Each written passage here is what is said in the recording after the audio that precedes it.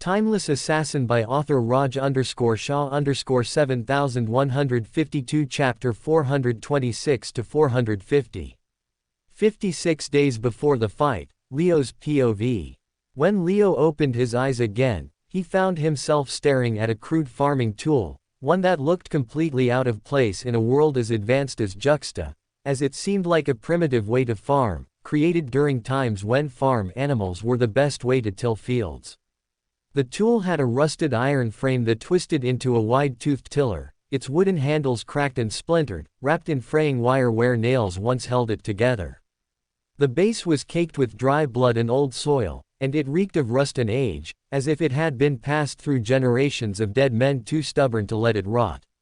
It sat at the center of a circular track, etched crudely into the rocky terrain of the military base's outer fields, where new recruits were usually sent for isolated punishment, usually being asked to run 100 or 200 rounds of the area with their hands raised above their heads. Why am I here? Leo wondered, as he gently stroked the sore spot on his neck where Charles had hit him to knock him out. Fuck, even though I knew he was going to hit me here, I could do nothing to stop him, Leo recalled, as he grit his teeth and shook his head in disappointment. He had made a lot of simple mistakes in his previous spar against Charles, and if given a second chance, he knew he could do much better. Where's Dumpy? He mused next, as looking around, he tried to find his pet, however, couldn't find him anywhere. Since yesterday, Charles had separated the two, as while Leo embarked on a new tangent of training, aimed at getting him ready for the big fight in 56 days, Dumpy was made to continue with his prison break regiment and barred from meeting Leo until he successfully broke out of 5 prison setups alone. Hang in there, Dumpy. I know you can do it even without me, Leo muttered with confidence, as Charles suddenly appeared before him at that moment. So, looks like Sleeping Beauty is finally awake, Charles joked, as he stood a few feet away, face contorted into a smile, yet eyes devoid of any warmth, as he looked at Leo as if he was ready to hurl down a world of pain on him. Yeah, I'm up, Leo responded, getting back up to his feet, as Charles nodded and pointed towards the crude farming tool in front of him. After sparring with you once, I've decided that your next assignment is going to be old school. You are going to push that thing in a loop around this circle, Charles said, gesturing lazily to the barely marked path. Again, and again, and again, until you've dug a hole 100 feet deep. You stop before then, and you'll pay like hell for it. Charles explained, as Leo blinked in disbelief. He waited for a grin to break out on Charles's face, something to show that he was only kidding, however, none came. 100 feet, Commander Charles. Are you fucking kidding me? He said, his voice cracking in disbelief, as he looked at the crude tool, then towards Charles, then back at the tool yet again. Son, you said you wanted me to train you to the limits. Now is the time when you walk the talk and show me what you're made of. There's no hostility between us. I'm not asking you to do this because I derive some sadistic pleasure from seeing you walk in circles like a farm animal. I am giving you this task, because I genuinely think you can do this if you put your mind to it. However, if you can't, then the consequences will be harsher than what you want to bear.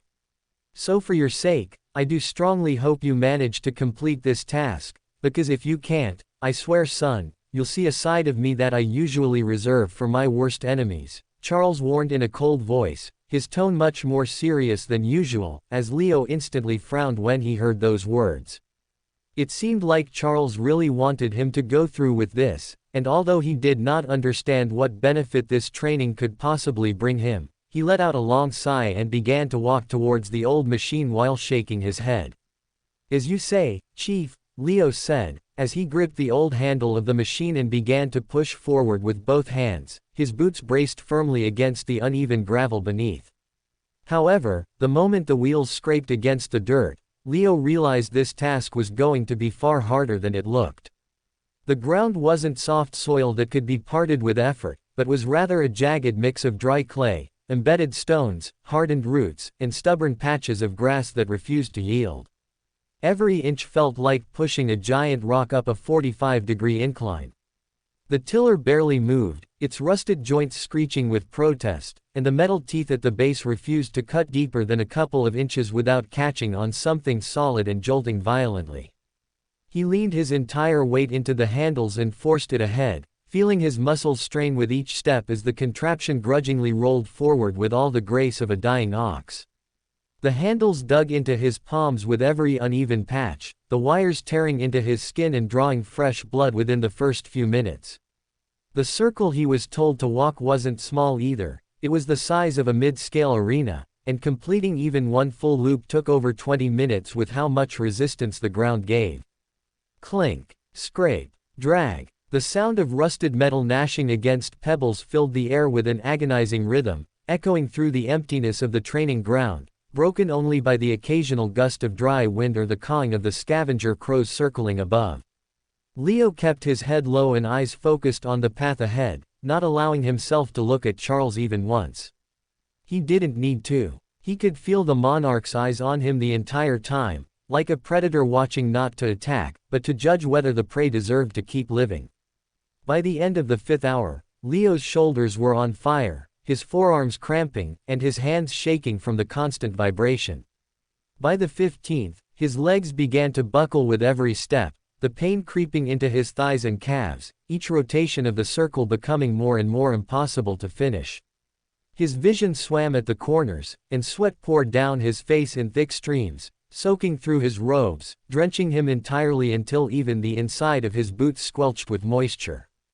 The sun didn't help. The sky above juxtablazed a cruel orange, casting long shadows that seemed to taunt him, as if the ground itself knew he couldn't complete this trial.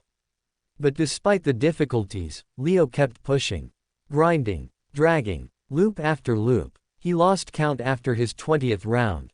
Time became irrelevant, his breath short and shallow, muscles twitching involuntarily, but his grip never loosened. One more step, one more circle, one more lap. It became a rhythm that replaced thought. Pain was no longer a warning, it was the only sensation reminding him that he was still alive. And finally, somewhere deep into the next night since he had begun moving in circles, when even the crows had long vanished and the wind had grown deathly still, Leo's knees gave out.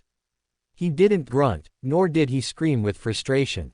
He just collapsed, wordless and silent, his chest heaving like a bellows trying to breathe life into a broken forge, as his face hit the dirt and the tiller stopped moving for the first time in nearly 2 days. After all those hours, he had barely carved a trench 10 feet deep. Only 10. And after completing just 10% of his goal, his arms and legs refused to move at all. His body had reached its absolute end. He blinked once, vision blurred, half-conscious, as he tasted a metallic taste in his mouth. And then, through the haze, came the sound of boots approaching, slow, steady, heavy, and the flicker of a match being struck, as the scent of freshly lit tobacco filled the air. Charles knelt down beside him, blowing a cloud of smoke into his face. 10 feet, he muttered under his breath. After all that, 10 feet. Leo couldn't speak, couldn't even produce a retort, as he literally felt too exhausted to even talk. All he could do was stare blankly at the sky above, the stars swirling overhead, as the monarch loomed over him, his eyes devoid of mercy, as thick red killing intent began to pool around his body. Leo felt confused as to why Charles had killing intent pooling around his body at this moment. However, his thoughts were too sluggish, his body too broken, and his mind too hollow to piece together any meaningful answer. The only explanation that floated weakly to the surface was that perhaps Charles was angry at how little progress he had made. 10 feet. Just 10 feet. Far less than the 100 he had been tasked with. But even in his most far-fetched, nightmare-laced thoughts, Leo couldn't have imagined the kind of punishment that was about to follow. I'm sorry, Commander, he croaked, voice cracked and brittle. But there was no fucking way I could have dug 100 feet non-stop.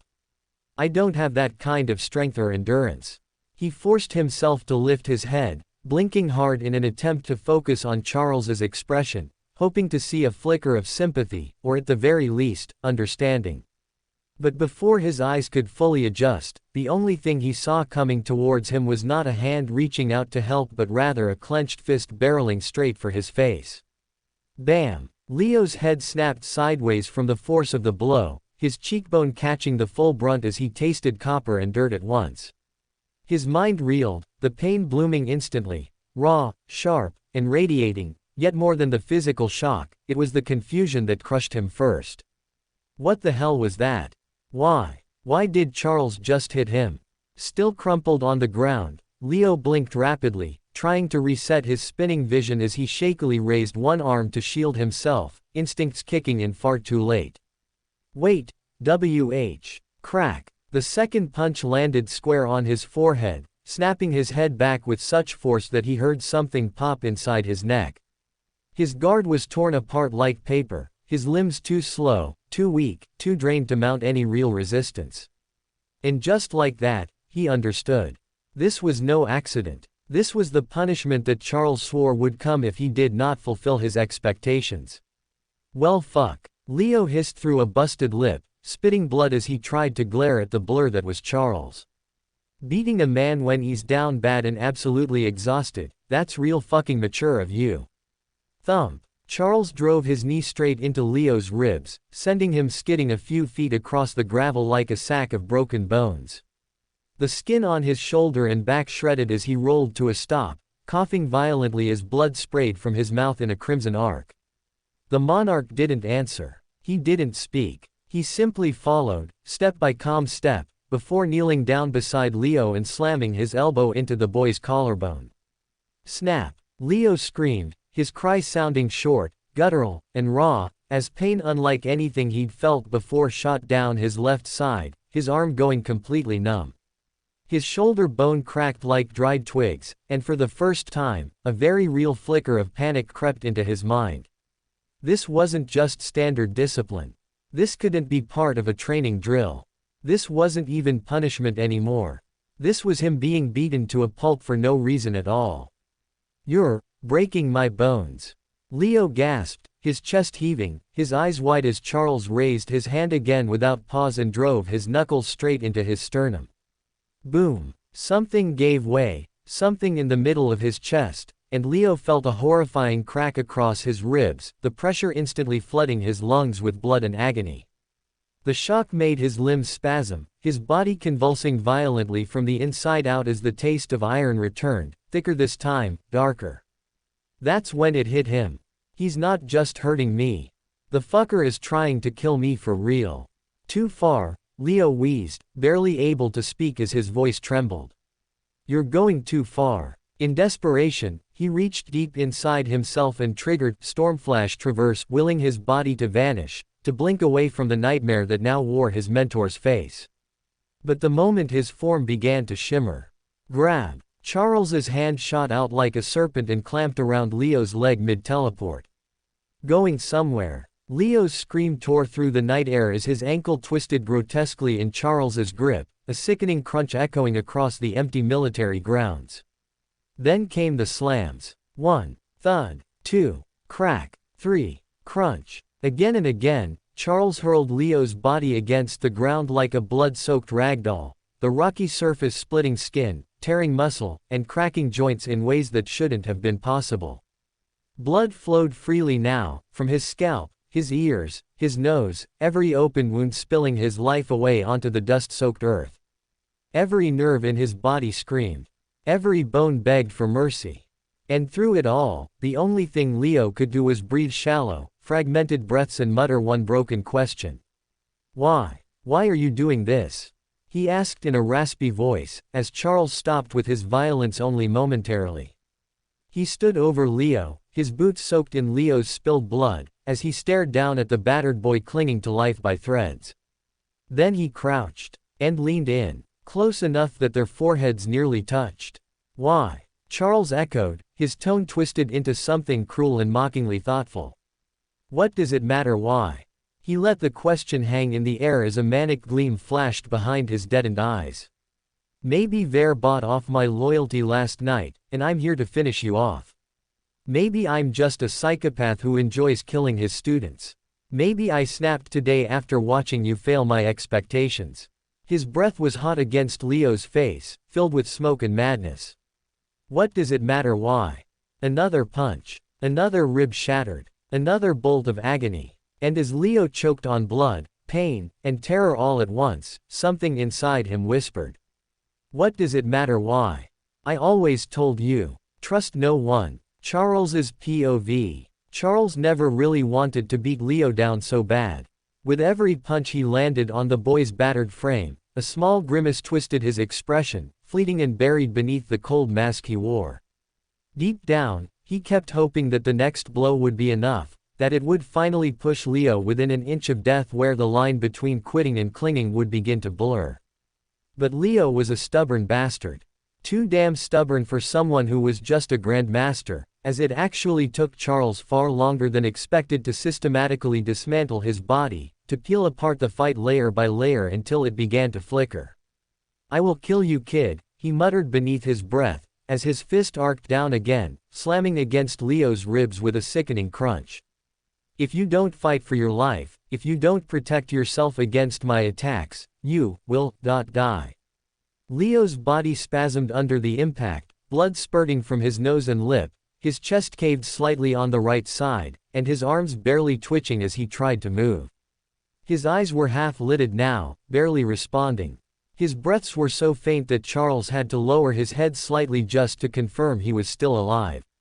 But that didn't stop Charles from delivering another blow. And then another. Until Leo's right femur snapped clean, his body jerking once, then going still again. Come on, Charles repeated, tone quieter now, not mocking but strained. Don't you dare go out like this. His knuckles were stained with Leo's blood, his boots soaked through, and yet the kid still hadn't passed out. He was drifting, clearly, spiraling toward unconsciousness, but not quite letting go. It frustrated Charles. But more than that, it scared him. Because if the boy didn't show any spark of green now, then everything he was doing here, all of it would be for nothing. He paused, stood over Leo's broken frame, fists clenched, chest rising and falling slowly. And waited. Waited for something. Anything. But Leo didn't move. Didn't cry. Didn't scream. Didn't even tremble anymore. His breaths were like whispers lost in wind, short rasps, as if his body had finally abandoned the idea of resistance. Charles stepped forward slowly, raising his hand again, this time drawing back with perfect coiling, every muscle along his shoulder tensing as his fist hovered above Leo's chin. You can close your eyes now, son, he said quietly, voice devoid of aggression. And I promise you, you won't wake up again. He stared down at the boy who was more talented than any other kid he had ever come across in his life, but was now lying before him like a fallen bird with its wings snapped off. Maybe it's not too bad, Charles added, his voice carrying a hint of something mournful. Maybe closing your eyes now will save you from a world of pain in the future. Maybe you weren't meant to go the distance. Maybe dying here, like this, is better than what's coming. Silence. Leo didn't respond. Charles's lips tightened as he knelt beside the boy again, not touching him, but speaking right into his ear now. It's that simple. Just close your eyes and let go of that last breath you're holding, and you'll get eternal rest. No more drills. No more wars. No more betrayals. Just peace. His hand twitched slightly, still held above Leo's unmoving jaw. But, can't do it, can you? Charles's voice changed now, firmer, sharper, cutting like flint scraping steel. Can't let go. Then open your damn eyes, kid. Open them wide and tell me to fuck off. Show me you still give a shit. Still nothing. Charles rose to his feet again, blood dripping from his knuckles as he let the silence drag on for a moment longer. Because if you won't, he said, voice low and final, then 30 seconds from now, this fist right here, I'm going to drive it through your chin and send you to sleep for good. He tilted his head, locking eyes with the barely conscious boy. It's either you decide to fight for your life now, or you sleep forever. And then, he waited. Fist trembling, timer ticking, not moving an inch until the boy made his choice. Dash dash dash dash dash dash dash dash dash dash. Screech. Leo couldn't even clearly hear what Charles was mouthing. There was this sharp, metallic ringing in his ears, like the screech of a blade dragging across steel, relentless and invasive, that made it nearly impossible for him to process sound in any coherent way. Every word that left Charles's lips arrived distorted, muted, echoing, warped, as if spoken through layers of broken glass. But pain he felt perfectly, raw and untamed, stretching across every nerve ending in his body like wildfire. It wasn't localized anymore. It wasn't just his ribs, just his arms, just his face that hurt anymore. The pain was everywhere, soaked into his bones, embedded into his muscles, pressing into his lungs with every breath that refused to come. It was the kind of pain that should have made him want to die. But it didn't. Not once did that thought cross his mind. Not once did he think of surrender.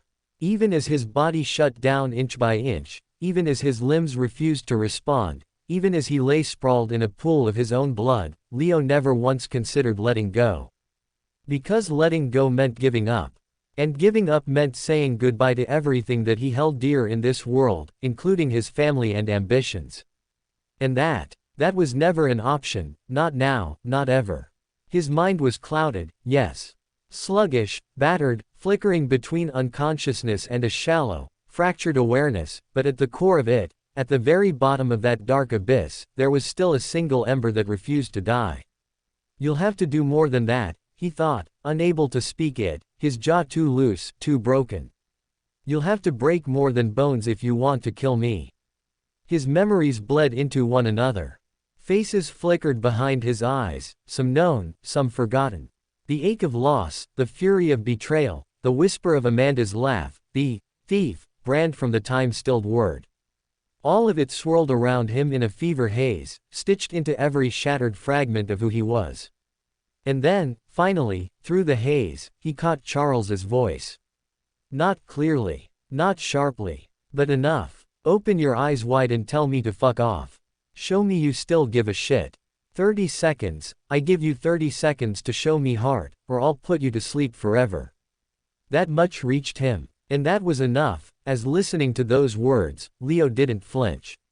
He didn't panic. He simply blinked. Slowly. Once. Twice. And then, through eyes swollen and bloodied, he peeled them open wide, forcing his blurred vision to find the figure standing above him. His lips cracked as they moved, torn and trembling, yet somehow still shaped the words he'd been holding back since the moment the first blow landed. Fuck you, he breathed. And in that moment, something changed. It wasn't sudden. It wasn't dramatic. It was quiet, almost invisible, like a whisper of wind passing through the void. But it was there. A glow. Soft at first, then growing.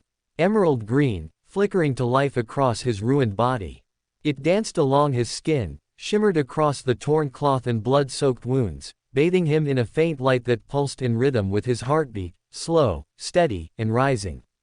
Leo didn't know what was happening. Didn't care. All he knew was that whatever this power was, whatever force was reacting to him now, was allowing him to open his eyes wider and speak just a little louder, as he made sure to look Charles in the eye, and send the message across that he wasn't going to die today. Not like this. Not before settling every score. Not before proving every single bastard that doubted him wrong. Not before becoming everything he was meant to be. And hence, with blood in his mouth and emerald fire on his skin, Leo glared up at the man who had just tried to kill him and whispered again, voice hoarse and resolute. Fuck you and your cult, the boss is not done yet. Charles's POV. Seeing Leo enveloped in green, Charles grinned wide from ear to ear. It wasn't a grin of mockery, nor the twisted smile of a sadist who'd broken a toy. It was the grin of a man who had just pulled off the most dangerous gamble of his career, and won. That's it, kid, that's what I was waiting for. That flicker. That freaking spark of defiance, Charles thought, pride swelling deep in his chest as he let out a long, relieved breath. You've got that dog in you, you really fucking do. The emerald light wasn't just aura. It was a statement. A scream of will from a half-dead boy whose body had no business surviving that kind of beating, but whose heart had refused to shut up and die. And it made all of Charles's cruelty feel worth it. Good job, son, Charles said aloud, keeping his voice measured, calm. I guess you're really not ready to die. He reached into his storage ring and pulled out a small crystal vial, the liquid inside glowing faintly golden, pulsing with healing enchantments potent enough to snap broken bones back into place and flush out internal bleeding in under a minute. Without another word, he knelt beside Leo's ruined form and uncorked the bottle, gently tilting it toward the boy's split lips. Leo's eyes, barely open a moment ago, suddenly flared again, still clouded by pain, but now burning with a very different kind of fire. He took the sip, held it in his mouth, and then spat it straight into Charles's face. Splatter. The fuck you think you're doing beating on me like that, huh? Leo croaked, his voice shredded but alive. Fuck you and your healing. Charles froze for a second, potion dripping down his cheek, as he blinked slowly, and then laughed, a low, deep laugh that rumbled in his chest like thunder rolling over a calm field. You little bastard, he muttered, half smirking as he wiped his face on his sleeve. Still got that spine, huh? Leo tried to move, but even the twitch of his jaw made him wince. Damn right I do, he mumbled, coughing hard. Next time I see your fist coming, I'm biting it off.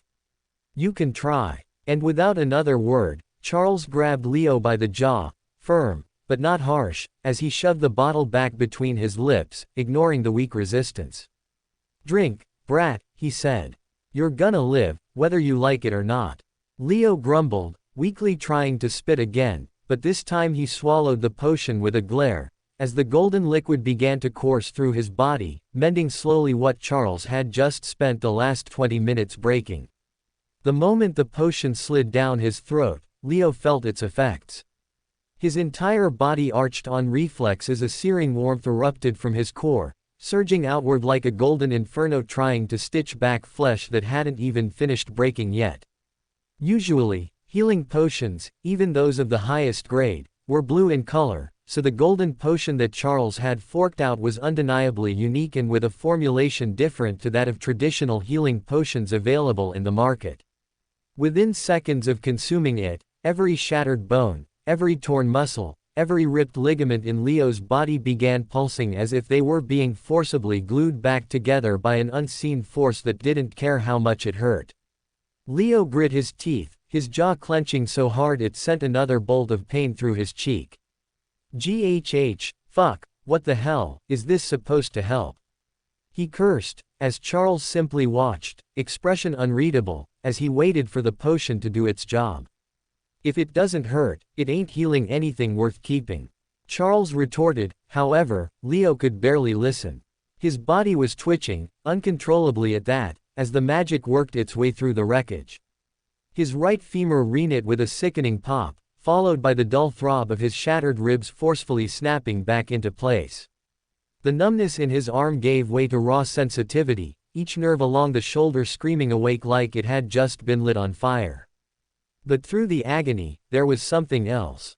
A pulse, a rhythm, a quiet hum beneath all the chaos that whispered life into the mangled ruins of his body. His heartbeat, once faint and fading, now thudded strong in his chest.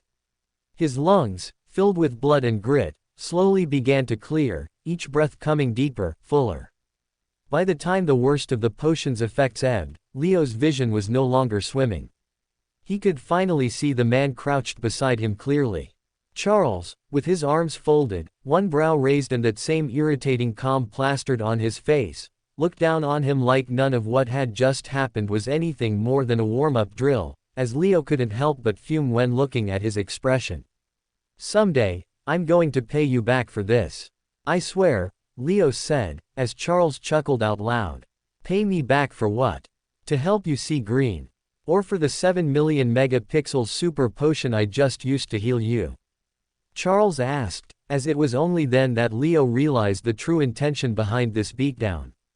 So he did this to help me see green, Leo finally realized, as while up till now he was too consumed by his rage and the desire to survive to think past it. Now that his body was mending again, he finally remembered seeing green, which meant that he had successfully cleared the first level of the codex. Oh shit, I had completely forgotten about that, he mused, as rolling on the muddy ground, he pulled out the codex from his storage ring, and forced it open to stare at the new golden text that began typing itself on the manual. Ha ha ha, look at this simpleton checking on his gains as soon as he can. Well, I was like this too when I was your age, Charles chuckled from the side, as he gave Leo his privacy to read what the codex revealed to him. Flip. Glow. As Leo excitedly opened the Sevenfold Revelation Codex, a soft pulse of golden light radiated from the manual, washing over his face with a soothing haze. Words of wisdom began appearing from the top of the page, as the codex explained the seventh and final auricolor. Dash dash dash dash dash dash dash dash dash dash dash dash dash dash dash. Greater than, you have awakened the seventh color of revelation, green. Greater than, green is not strength. Green is not talent. Green is not fate. Green is the will to survive. Greater than, to see green is to answer death's invitation with silence, and keep walking. Greater than, it is the cry of the soul refusing to be silenced. The heartbeat that continues even when the body has fallen still. The defiance that exists without reason or reward. Greater than, for the one who endures longer than they should have, longer than they were allowed to, longer than even they believed possible, becomes something more than mortal. Greater than, those who see green are no longer merely alive, they are alive with purpose. Greater than, for green is the color of life. Dash dash dash dash dash dash dash dash dash dash dash dash dash dash dash. Leo read every line that appeared on the codex with rapt attention, as he tried to comprehend the meaning of green as best as he could. However, before he could think too deeply about it, the text appearing on the codex changed completely. Dash dash dash dash dash dash dash dash dash dash dash dash dash dash dash dash. Greater than, you have now mastered all 7 basic auricolors. Maroon, frustration. Red, bloodlust. Blue, hope and joy. Pink, love. Black, lie. Golden, fate. Green, will to survive. Greater than, you have successfully unlocked the ability to convert basic emotions to physical power. The stronger the emotion you feel, the greater your strength output will be, as your body will now respond in accordance to the emotions you feel. Dash dash dash dash dash dash dash dash dash dash dash dash dash dash dash dash dash dash. The codex revealed, as Leo stared at the fresh text in a stunned silence. He did not feel a rush of knowledge flood his mind, nor did his body suddenly surge with power. Nothing obvious had changed, and yet, something had. His muscles felt exactly the same as before, trained, conditioned, reliable, but layered beneath that familiar strength was something new. A second thread, not forged from mana or skill, but emotion. His body had begun to echo the state of his heart, drawing subtle, amplifying power from his anger, his conviction, his defiance. It was strange, to feel strength that wasn't entirely physical, nor magical, but rather emotive. As if his very movements now came with a resonance, a silent inner echo, shaped by what he felt rather than just what he could do. Interesting. Leo mused, as he clenched and unclenched his fists a couple times, just to check this new power. Dash dash dash dash dash dash dash dash dash dash dash. Greater than, you have completed the first stage of your training and are now ready to study the second stage, which graduates you from the realm of perceiving aura, to the realm of perceiving intent. Greater than, there is a cause attached to every emotion. There is an intent behind every action. And once a warrior has mastered the perception of aura, the next step is to understand what motivates the birth of aura colors. Greater than, to spot intent, you must deepen your knowledge of each individual aura color to a level which is beyond the surface level knowledge you have gained so far. And the method to do that is to spend as much time as you can observing that particular color. Greater than, the suggested method is to deepen your knowledge with one individual color at a time, with success being achieved when you can see a thread made of the same aura color connect the aura to its intent. Dash dash dash dash dash dash dash dash dash dash dash dash dash dash dash dash. The codex explained, as Leo took in a long breath before exhaling it at once. Huff. Guess the codex is back to its vague bullshit. Leo thought, as once again instead of giving him some proper guidance, the codex assigned him an extremely vague mission to deepen his understanding of each aura color, and magically find this, intent. Leo kept staring at the page, scanning through the words again and again, hoping for some hidden clue, some special guidance that he might have missed at first glance, however, found nothing. The instructions remained as vague as they were profound, which basically translated to, "You are on your own here. Good luck figuring shit out yourself. How long is this going to take me?" Leo wondered, his thumb gently running along the codex's edge. If perceiving the 7 basic aura alone took me over a year, and even then I only managed it by risking my life, so how long will this next stage take? He asked himself, as the answer brought a dry laugh to his throat, one that never made it past his lips. This was a manual that expected too much from someone who was just at the Grandmaster stage, as Leo could finally understand why almost nobody could ever complete it. Fuck it, I somehow completed the first stage, so I'll find a way to complete the second as well, he thought, as he closed his eyes briefly, letting his turbulent thoughts settle as his grip on the codex tightened just a little. But even through the silent complaint in his heart, he couldn't deny one thing. The manual was teaching him something about life that no other technique in the universe could.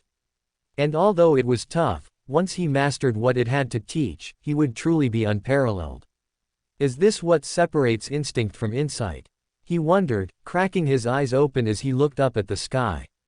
It was still night, still clear. Stars shimmered far beyond reach, like quiet reminders that there would always be more above him, more to grasp, more to become.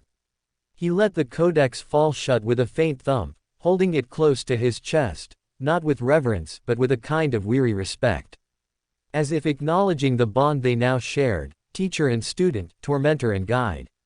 Some distance behind him, Charles remained seated, resting against a half-buried crate with arms folded and one brow raised.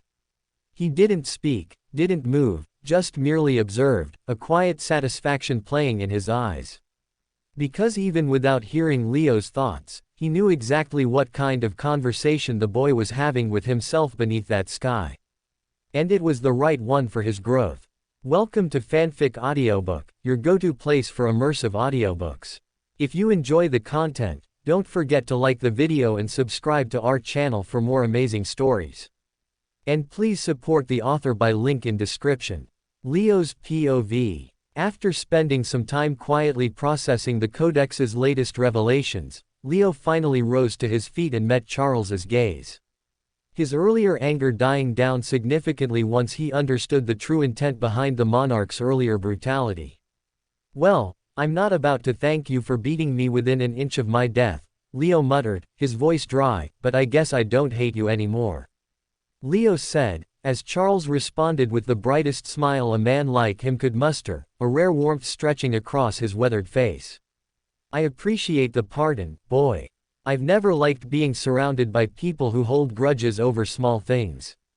He paused briefly, his tone turning just a shade more serious. A real warrior should save his hatred for causes that actually matter, not petty scraps like this. Leo gave a quiet nod in agreement, then stepped forward and extended his hand. Clap. Charles clasped it firmly, giving Leo a respectful nod before shifting gears. "I'm guessing the Codex told you to begin your training in the realm of intent?" he asked, a knowing glint in his eye. Leo blinked once, then nodded in affirmation. "Good," Charles said, his smile returning. "Our next goal is clear then. We need you to unlock the ability to observe killing intent in its thread form before your upcoming bout." He let the words hang for a moment, before the corners of his lips curled into a broader grin, one that even he couldn't contain. "Because if you manage that, you won't just be strong. You'll become a nightmare for that Verboy to face. A problem that pure talent or strength alone can't solve. A problem that can transcend tears." Leo couldn't help but grin back, a flicker of anticipation rising in his chest. "Well, I don't know what you've planned for me, but I kind of have a hidden ace of my own. Something that can help even the odds just slightly," Leo said, as he reached into his storage ring and brought out the rusted necklace he had retrieved from the serpent's vault. "What is that piece of junk?" Charles asked, as Leo handed him the necklace, only for Charles's eyes to widen in surprise when he realized what this truly was. "Who?" the monarch spoke excitedly, his pitch inflecting as he snickered and giggled like a child. "Not bad, son," Learn how to properly wield this and you'll probably give any transcendent warrior a hard time at killing you, Charles said, handing the necklace back to Leo, as he mentally adjusted Leo's training regimen to include artifact training.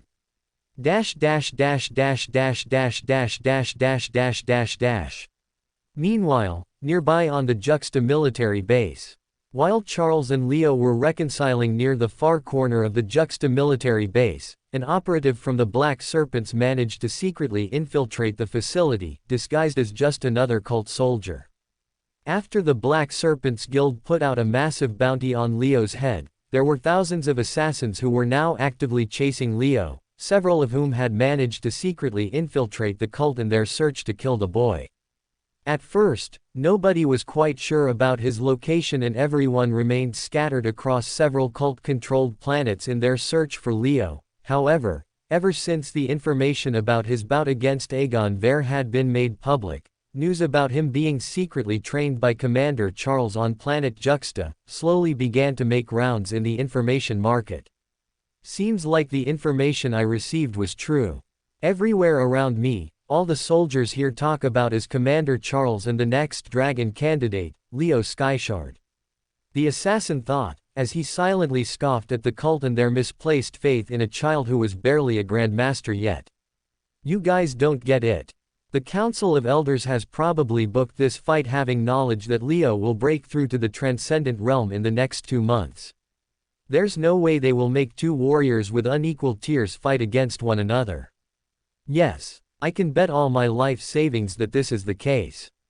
I'm sure we will receive news of Skyshard breaking through in a week or two. Man, I'm getting goosebumps just thinking about it. These candidates are what? 23 to 24 years of age. They're too young to be transcendent tier warriors. Both of them are special for sure. No way. Aegon Vare is so young. I had no idea. The cult soldiers discussed while patrolling, as the assassin couldn't help but feel sick listening to their conversations. He wasn't interested in their fandom or flattery. He wasn't interested in whether Leo was talented, transcendent, or a divine miracle born under the right stars. He was only interested in one thing: the price on Leo Skyshard's head. And whether that head could be separated from its body before it rose beyond his reach. Step. Just then, a pair of cult officers passed by, casually chatting between themselves without the faintest suspicion that a trained killer walked among them. I heard the commander's taking Leo to the main training hall tomorrow morning. Seriously. That's perfect. I was hoping we'd get to watch some of his live sparring. I've heard he's insane in motion, nothing like the footage on the internal net. Hey, yeah, apparently half the base is planning to show up. Rumor is, the commander is going to be sparring with the boy personally. Shit's gonna be wild. The assassin's ears perked up, and a small smirk tugged at his lips beneath the mask hidden inside his collar. So, tomorrow morning then. That's when the boy would be exposed. A perfect opportunity. Not to strike, no. Not yet. But to observe and to put a tracker spell on the boy that would make killing him down the line that much simpler.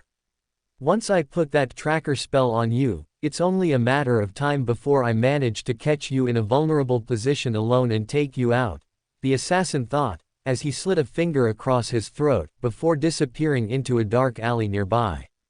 Twin Fang Planet, Black Serpent's headquarters, Antonio's POV.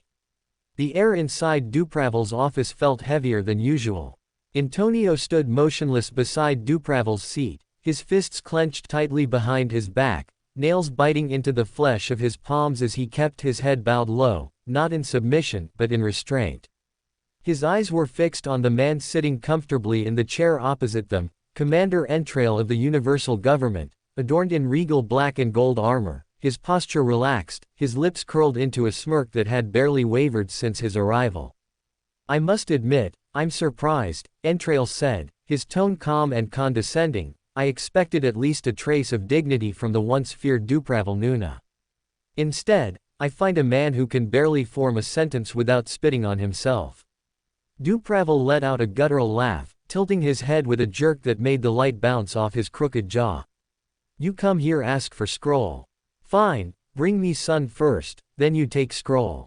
Else, leave, he growled, smacking his palm onto the armrest of his chair, making Antonio flinch internally. Entrail chuckled, tilting his head mockingly. Yes, yes, the eternal barter.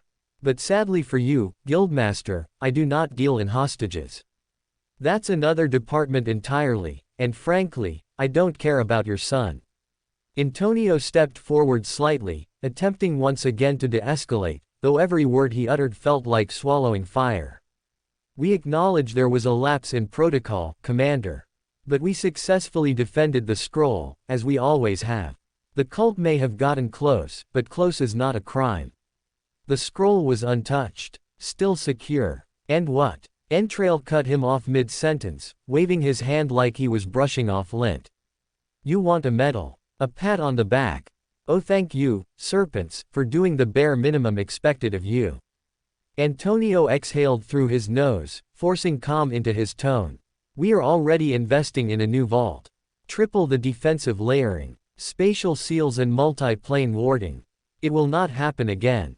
Entrail scoffed. No, it won't. Because that scroll won't be yours to guard anymore. Antonio's jaw twitched. He wanted to scream, to call the man out, to remind him that the Black Serpents had held that scroll longer than Entrail had held his rank. But monarch or not, Entrail was an officer of the universal government, and Antonio couldn't afford the fallout that would come from an open insult to an officer of the government, not now at least. And yet, Entrail continued, rising slowly to his feet, pacing lazily toward the window as if admiring the skyline. What irks me most is not your incompetence. It's what you've become, Dupravel. He turned back toward the guildmaster, his smile twisting into something colder. I once thought of you as a rival.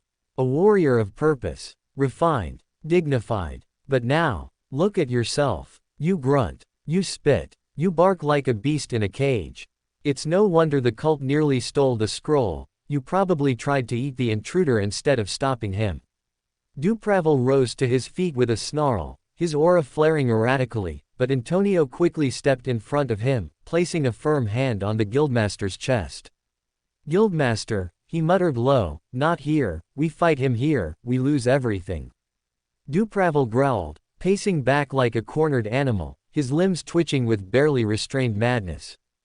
Entrail smirked, satisfied by the reaction, then turned to face them both. You have 2 days, he said, enunciating each word with surgical precision. 2 days. Surrender the scroll willingly, or face me on the battlefield when I return with an army. And trust me, you don't want me to come here with an army. Without another word, he turned on his heel and strode from the office, flanked by his guards.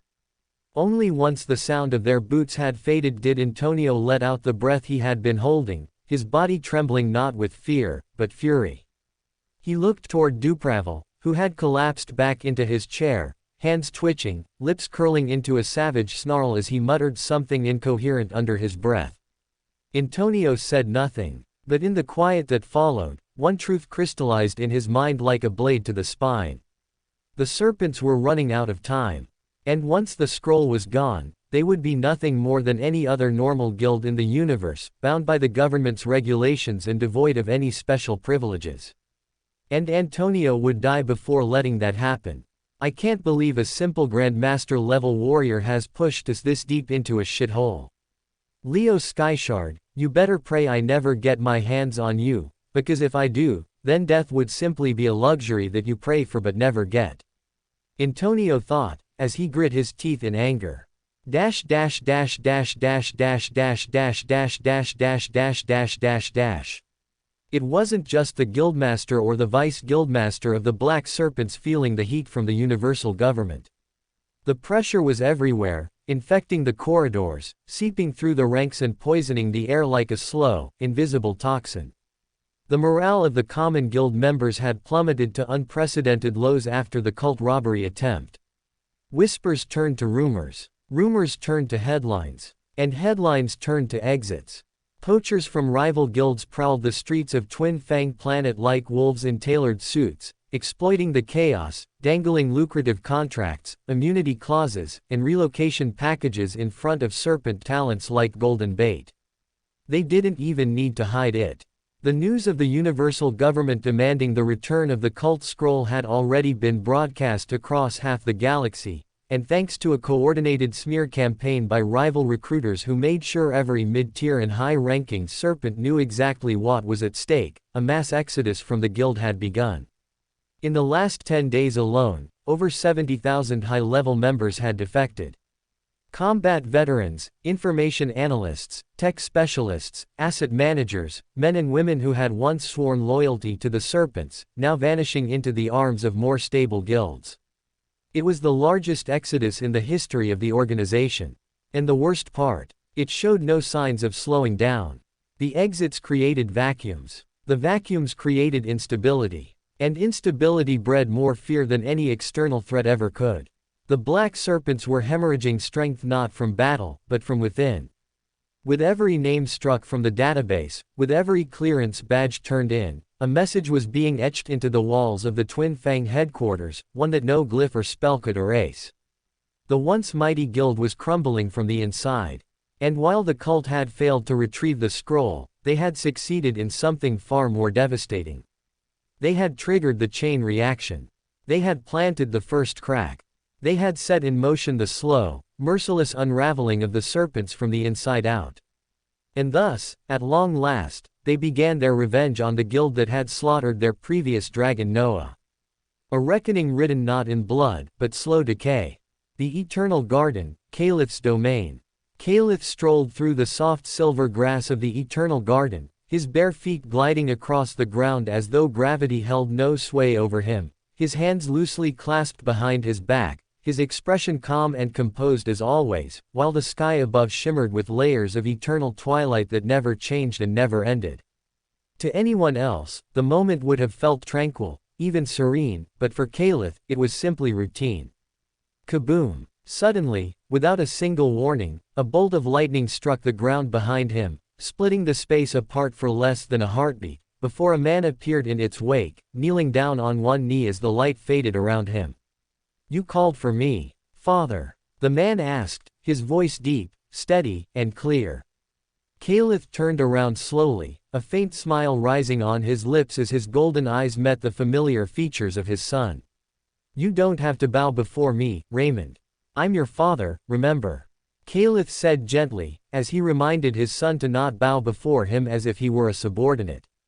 Raymond rose without a word, his posture respectful but not weak, his eyes locking onto Calith's with quiet caution, because although the god before him looked harmless right now, Raymond knew better than to be deceived by that facade. Having witnessed firsthand what his father was truly capable of in battle when his patience wore thin, Raymond knew better than to ever get on his wrong side. "I have called for you today, because there's some new development within the cult that needs monitoring. My sources say that the cult of Ascension is on the verge of naming another dragon," Calith began, as his gaze slowly drifted across the sky, a visible crease forming between his brows for the first time in centuries. "I want you to begin preparations to eliminate him as soon as possible," he added, his voice still calm, but something sharp had crept into the tone beneath it. "It will be done, Father," Raymond replied immediately, lowering his head once more before raising it again, only this time he didn't turn to leave. Calith noticed the hesitation in his stance and waited.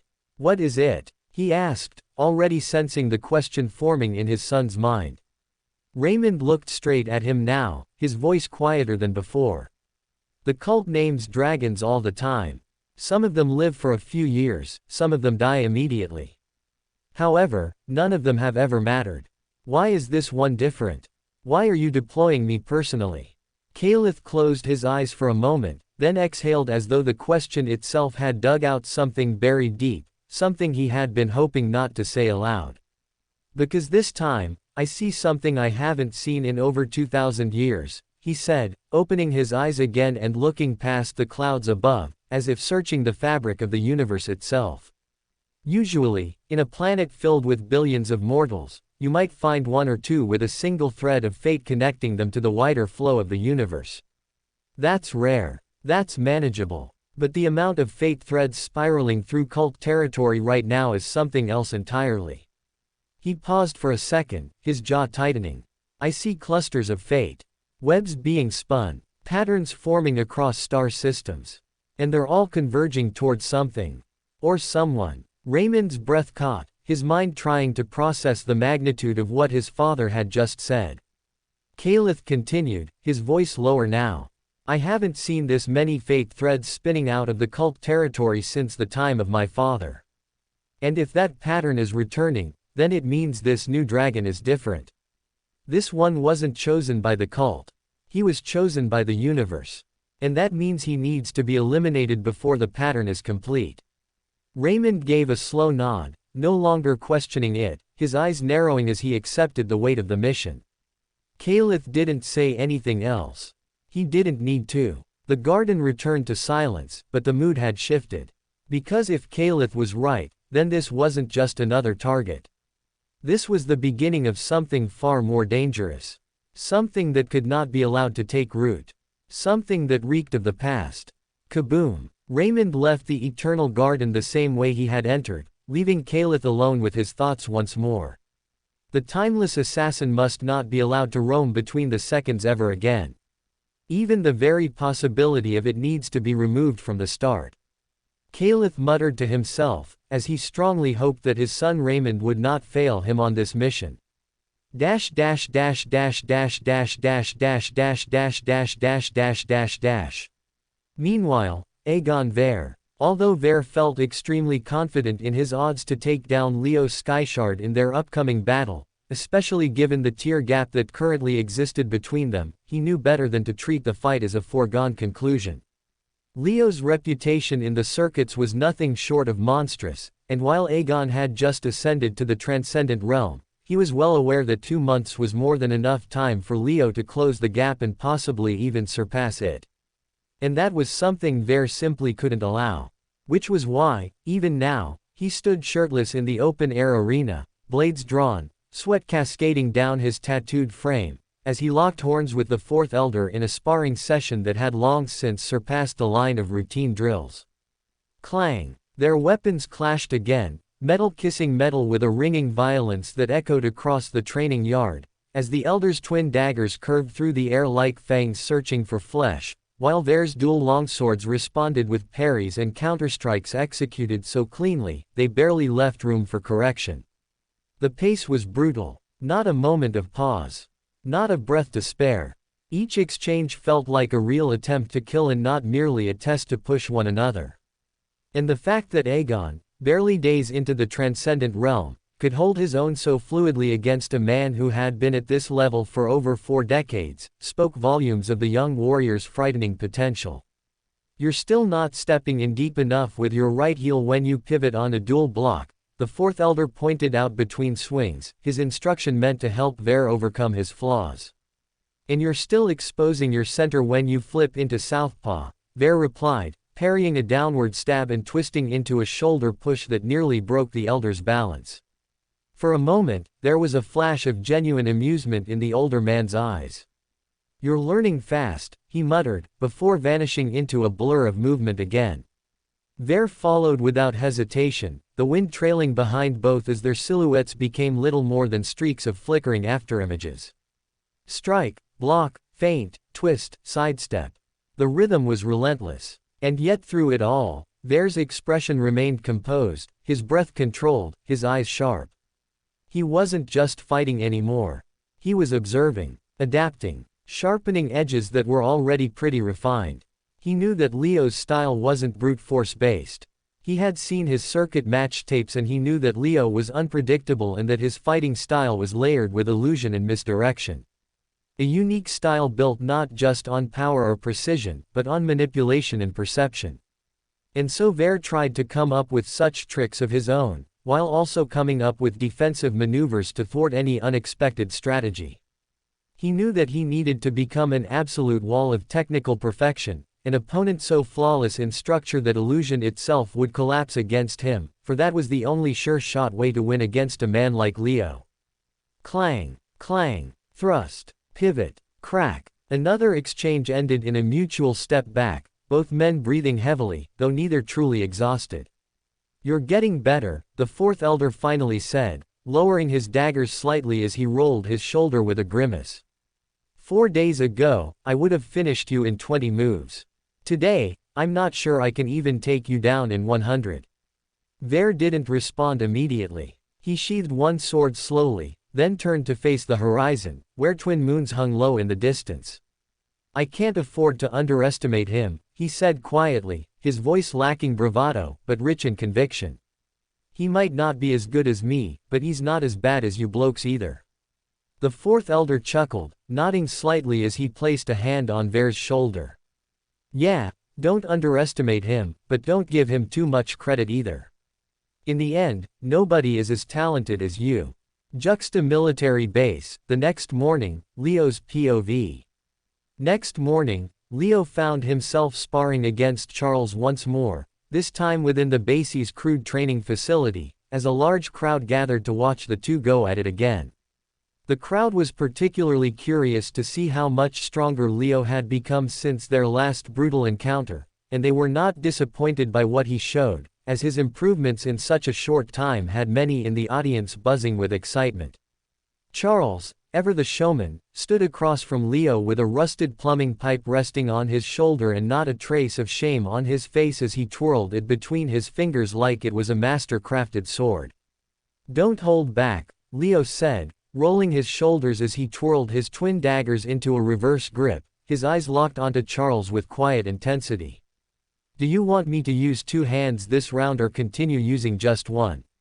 Charles replied, smirking as he gave the pipe a little flourish, drawing a few chuckles from the crowd. Leo didn't respond with words. He responded by lunging forward.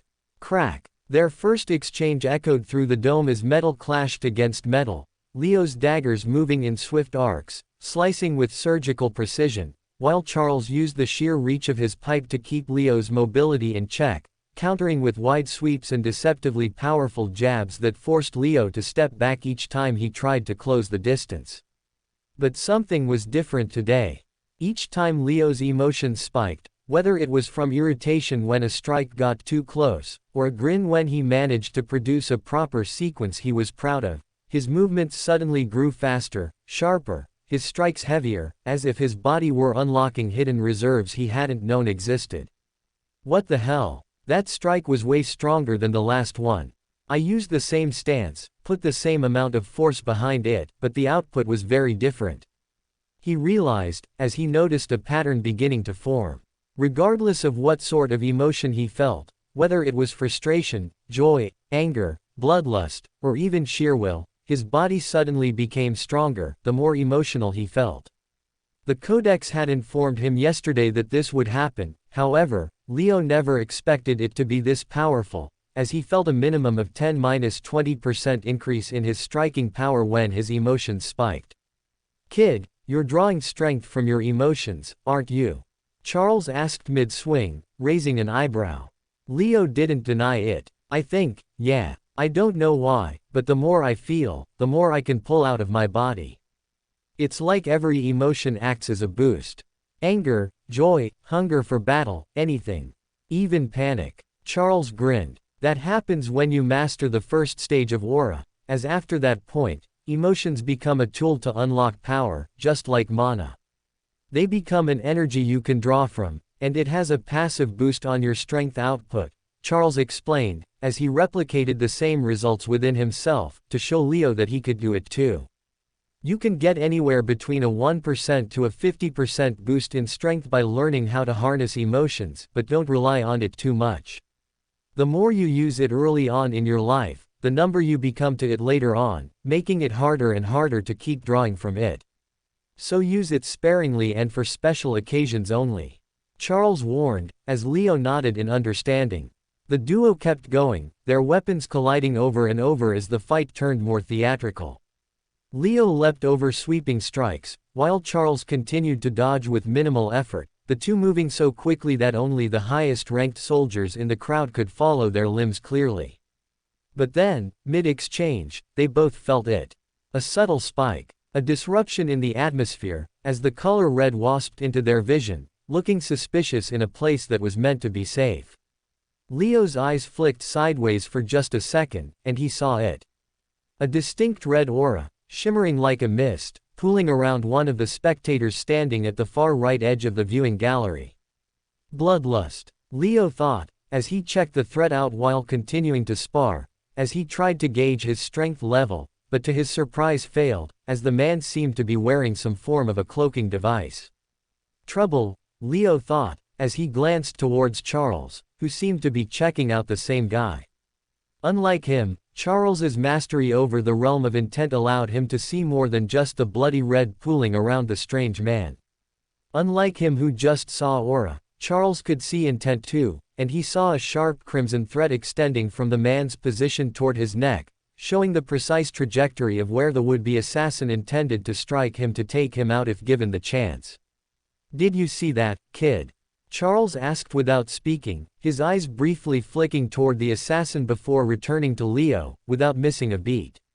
"Yeah, I did," Leo replied silently as he acknowledged the signal with a slight nod. As at that moment, the duo decided to work together on the fly to take the threat out at once. Swoosh! Leo flicked a dagger up into the air, and before gravity could reclaim it, Charles twisted his body into a clean spin, slamming the pipe in his hands into the handle of the tossed blade like a baseball bat, as he sent the dagger flying towards the assassin's neck. Clang! The dagger turned into a silver streak, slicing through the air with frightening speed. Slam! The assassin saw it too late, as although he moved, he did not move fast enough, the blade slicing through his skin and drawing gasps from the crowd, none of whom understood what the hell had just happened, except for the three involved. Shit, they saw through my disguise, the assassin thought, as he turned to run, knowing full well that his cover was blown. However, unfortunately for him, he didn't get too far. Before he could take even a dozen steps, Charles was already gone from his previous spot. There was no noise, no warning, just the sight of a severed head rolling across the slightly dirty floor, followed by a collapsing body. Not a single person saw how it happened. Even Leo had to blink twice before realizing the old man had just moved faster than his eyes could track, as nobody quite saw how Charles killed him, that too with a pipe that had no sharp edges at all. Huh, Leo muttered in confusion, as Charles calmly reappeared beside him, the pipe still in his hand, his face back to its usual lazy smile. Just a lousy righteous faction agent, nothing much to worry about, he assured, barely loud enough for Leo to hear. As Leo did not respond, he just stared at the corpse. Because for all his growth, for all the progress he had made, he still realized that he was not even as strong as an ant in front of the real big shots of this universe. After the incident with the assassin, Charles quietly shifted Leo's training into a secured, restricted zone deep within the military base, in an area where only a handful of trusted personnel were allowed to access. But it wasn't just for Leo's safety. Charles used the move as bait, deliberately drawing out any other lingering assassins into a controlled perimeter he monitored round the clock. And over the next 2 days, his plan worked, as he eliminated 4 more agents from the righteous faction who had somehow slipped through the cult's internal checks. This is absolutely outrageous. Our internal security is garbage if the righteous faction can infiltrate cult territory this easily, Charles muttered, growing increasingly frustrated by the holes in their vetting system. From the very next morning, he launched a reform. A specialized unit within the army was ordered to carry out thorough background checks, surprise screenings, and intense cross-verification procedures on every soldier in the base, no matter their rank. As the increased pressure and constant scrutiny made it nearly impossible for Black Serpent agents to remain hidden. After the new system was put in place, the army caught and eliminated 7 more assassins, as word quickly spread among the remaining soldiers that outsiders had infiltrated the base with the intent to assassinate their beloved dragon candidate, causing paranoia to take hold almost immediately. Everyone began watching everyone. Even the slightest hint of strange behavior was immediately reported to superiors, and within 5 days, the last of the infiltrated agents were flushed out and executed. The message spread quickly amongst the serpent ranks that infiltrating the cult meant a certain death sentence, as not only did Leo have a whole army protecting him, he also had a monarch-tier commander protecting him round the clock. Dash dash dash dash dash dash dash dash dash dash dash dash dash. Over the past 7 days, Leo concentrated his efforts on breaching the next threshold of aura mastery by stepping into the realm of intent, while also dedicating time to mastering the strange yet powerful treasure he had recently taken from the Black Serpent's vault. Yet, despite Charles's best efforts to simplify the concept of intent and ground it in practice, Leo made almost no headway in that direction, as his understanding of that elusive realm continued to evade him, floating just out of reach no matter how hard he chased it. But while his progress in the realm of intent remained stagnant, a different kind of breakthrough emerged in his training with the necklace, as the rusted chain he had once considered a mundane relic began to reveal secrets that surpassed anything he had hoped for. What he originally assumed to be a basic defensive artifact, something that offered passive protection for the neck and upper chest, turned out to possess a far more advanced function. As hidden beneath its lifeless surface, was a form of mobile armor projection system that could be consciously directed to manifest on any specific region of his body at will.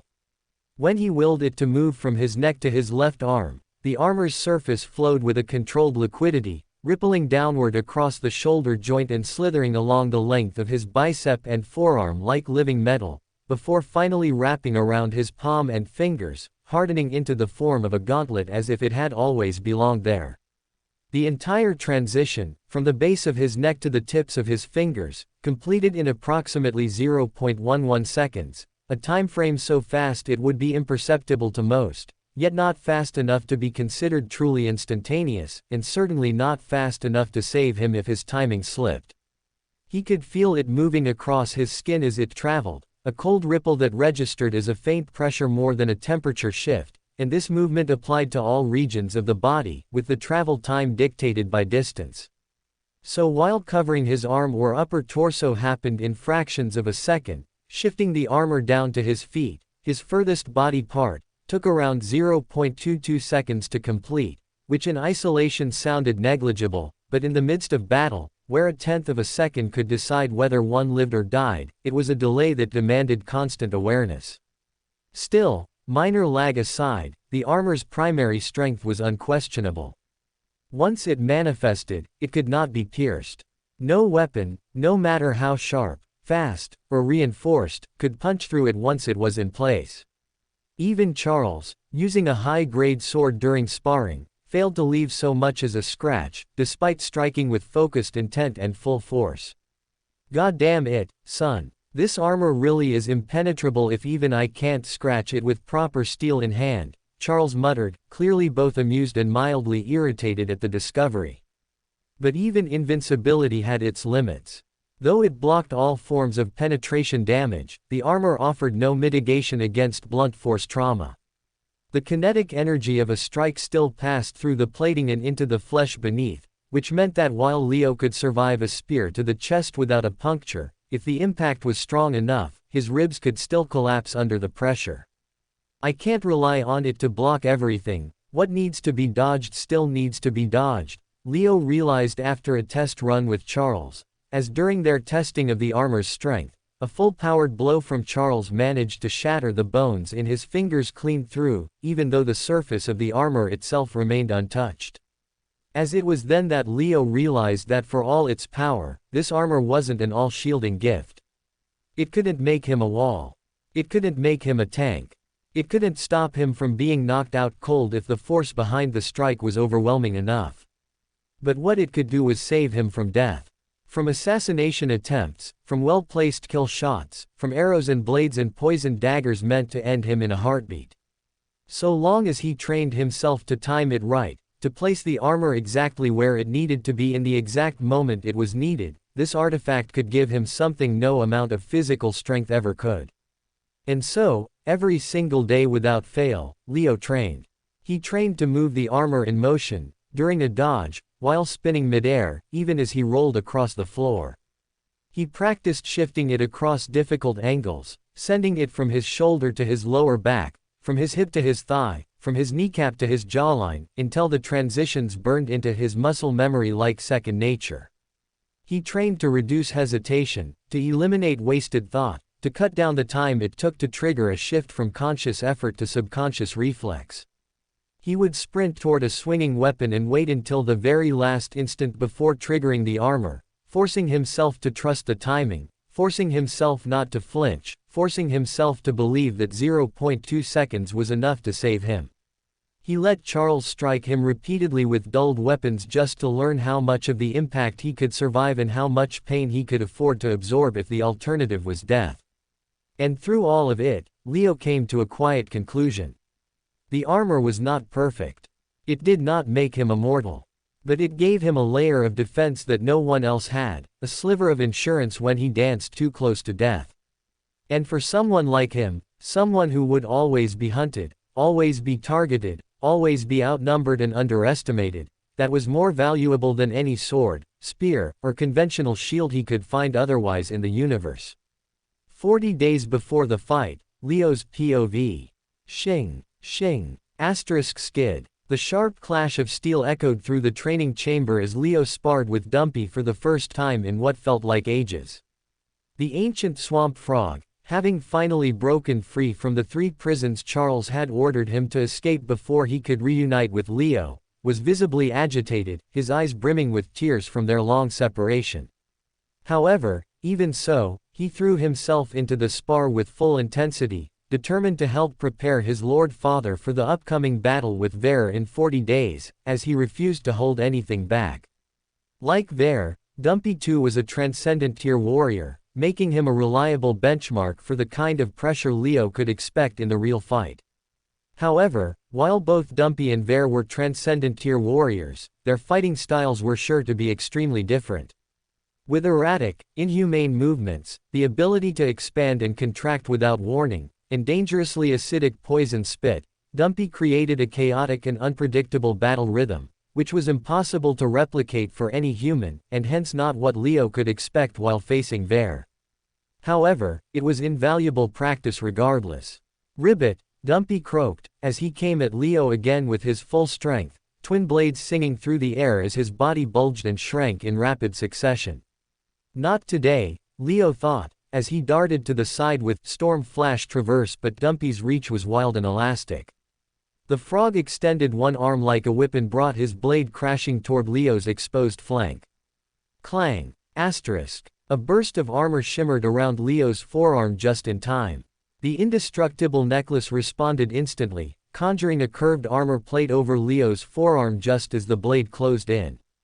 As expected of Lord Father, his defense is truly impenetrable, Dumpy praised, as although the strike landed cleanly, the armor rendered it harmless. However, despite praising Leo, Dumpy didn't pause. He expanded again, using his swollen mass to displace air and force Leo back, before instantly shrinking as he spat a line of green acid toward his legs. Leo responded without thought. The necklace activated again, and liquid metal flowed over his boots and ankles like a second skin, hardening just as the acid struck the floor and splashed upward. Hiss! The tile in front of him hissed and cracked, however, his own feet remained untouched thanks to the armor. "You're really going for blood today," Leo muttered, flicking sweat off his brow as he shifted into battle stance once again. "Ribbit!" Dumpy let out a high-pitched war cry and spun forward, alternating strikes between his swords with blistering speed. The left blade came for Leo's ribs, as Leo used the necklace once more, forming a gleaming forearm guard that absorbed the blow with a harsh metallic clang, while simultaneously blocking the attack coming from the right with his dagger. Shing! Push! Pushing Dumpy back with raw strength that was enhanced with the power of emotions, Leo took the opportunity to strike Dumpy's exposed chest with his boot, kicking the frog squarely in his torso. Bam! Dumpy staggered back a couple steps, as Leo used the opportunity to activate blade switch, vanishing in a blur of mirage-like movement before reappearing behind Dumpy. Slash! Leo struck his pet at the gap beneath its shoulder, but although the blade landed, it failed to produce any significant damage, as the steel melted after coming in contact with Dumpy's highly corrosive skin, managing only to leave a shallow cut. "The fuck?" Leo muttered in disbelief, as Dumpy turned and pushed him back with a series of sword strikes, as from that point onwards, Leo failed to land a single blow on Dumpy for the next 40 minutes of their spar. Dumpy's movements were unnatural and wild as he fought at a level far beyond what most would expect from a simple beast. Not bad, this beast is a good protector for the boy, Charles thought, as he sat in the far corner of the room, watching the spar unfold with great interest. His eyes followed the flow of combat carefully, assessing the strengths and weaknesses of both combatants. While he felt very impressed with how well Leo was holding his own against a higher-tiered opponent, he felt equally impressed with Dumpy's ingenuity in battle.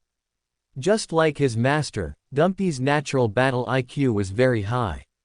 And although he too had some glaring flaws in his defensive posture and raw attacking strength, what he lacked in brute power, he made up for in speed and adaptability, as the beast was undoubtedly a nightmare to face one-on-one. Together, these two can become unstoppable someday, Charles muttered to himself, as he could not help but shiver at the thought of watching them tear apart a battlefield full of enemies alone.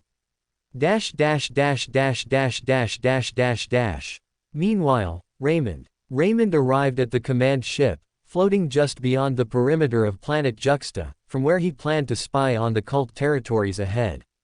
But before he could settle into position, a crippling pressure crashed down onto his spine, sudden and overwhelming.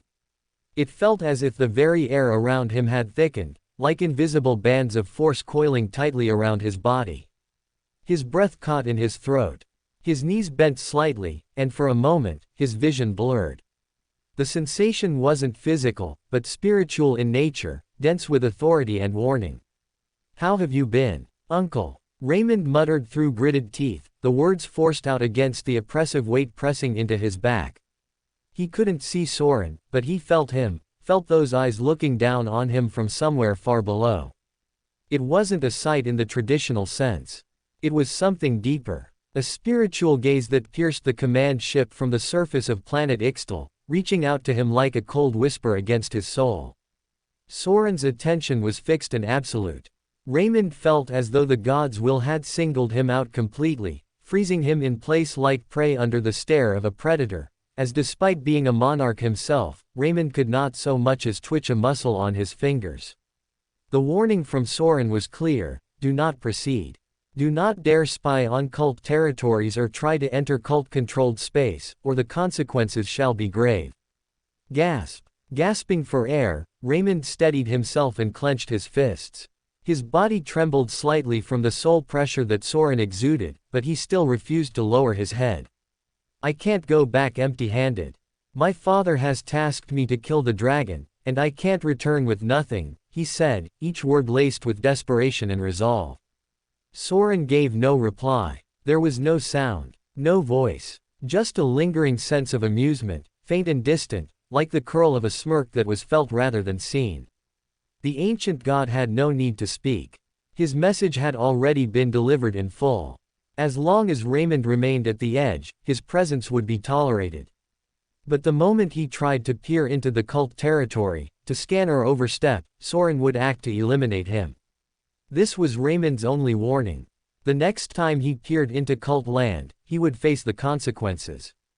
30 days before the fight, Leo's POV. A month before the fight, Leo finally began to feel the weight of reality pressing down on him, as the ticking clock grew louder and louder with each passing day.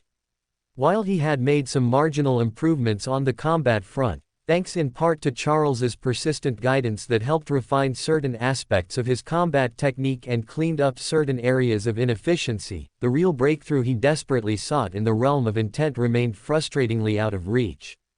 Despite hours spent in the study of color red, Leo could not for the life of him push past the barrier that stood between him and the next stage of aura mastery.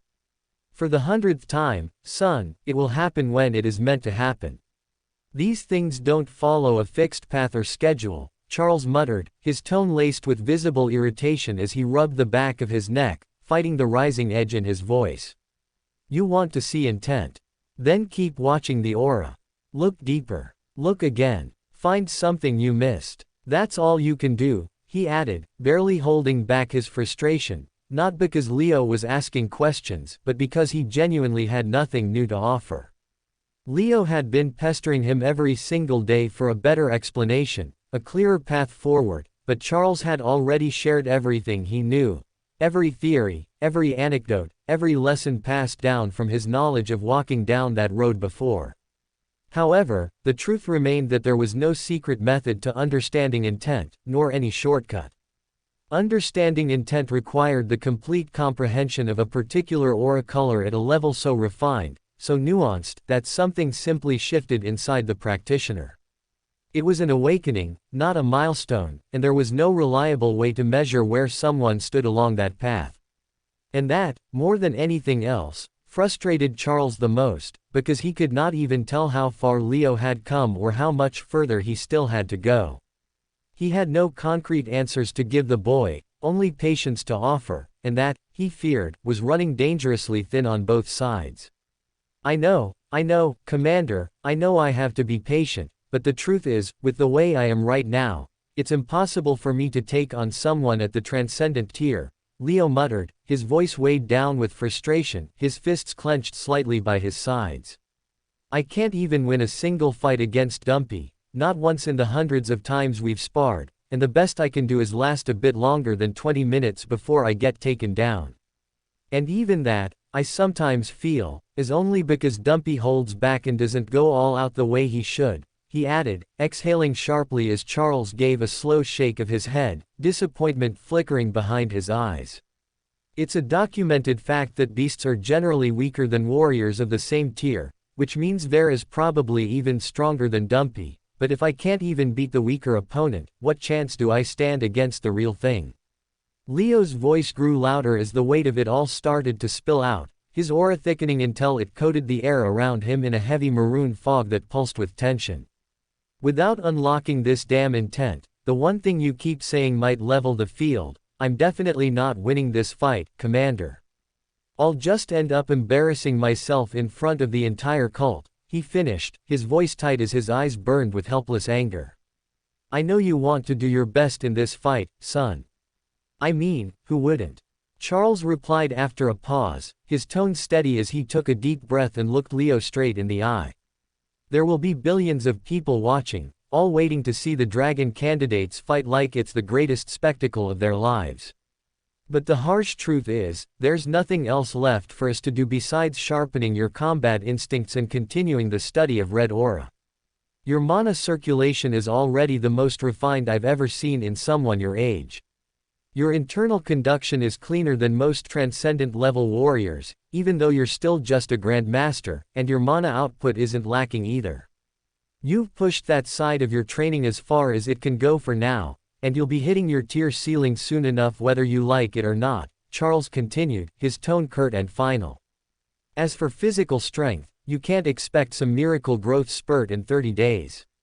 Sure, we can work on it, squeeze out maybe 1 or 2, at best 3% improvement, but let's be honest with each other, Leo, that's not going to tilt the fight in your favor. He exhaled heavily and reached into his coat pocket, pulling out a fresh cigarette, tapping it once before lighting it with practiced ease. That only leaves skills, he muttered through his teeth as the flame touched the tip. But to be completely honest with you, son, I don't see the point in stuffing more techniques into your head right now, not when that same time could be used to keep chasing intent. Because skills, at best, might help you stall. They might buy you a second, help you escape something fatal, or catch an opponent off guard. But intent will reshape your entire approach to battle. It will give you control over the flow, the tempo, the very rhythm of a fight. And that's your only real shot at surviving what's coming. So yes, I get it. I know you're frustrated. I know it feels like we're spinning our wheels and hoping for a miracle. But this really is the best plan we've got, and unless something drastic changes, all we can do is trust the process and hope the breakthrough comes before the fight begins. Charles concluded, as he picked up his sparring pipe once more, and gestured for Leo to fall into battle stance. 14 days before the fight, Leo's POV. 2 weeks remained, and with each passing hour, Leo's patience thinned further, like a rope stretched near its breaking point, fraying at the edges no matter how hard he tried to stay composed. He had been following Charles's training routine religiously, but no matter how many times he circled back to the basics, no matter how many layers of red aura he dissected or how many drills he repeated under Charles's watchful eye, the breakthrough he sought remained stubbornly out of reach. And so, today, he made a decision. Combat training would no longer dominate his schedule. From now until the day of the fight, he would reduce sparring to no more than 2 hours a day, just enough to keep his instincts from dulling, while the rest of his time would be devoted to the one thing that still eluded him. Mastering aura and finally unlocking the next stage for visualizing intent. Every morning, his training began by sitting across from Charles in the combat chamber, where the commander then radiated a variety of bloodlust patterns for him to study, one after another, each subtly different in color yet similar in shape. At first glance, all bloodlust looked red, an aura soaked in the color of violence, but as Leo stared longer, deeper, and began cataloging the shifting tones that danced within that red, he realized that the hue was not constant.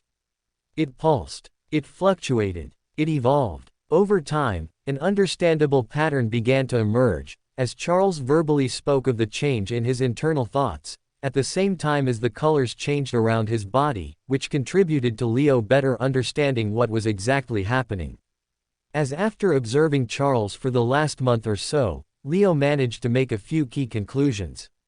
Firstly, the broader the red aura extended around someone, the stronger their desire was to kill.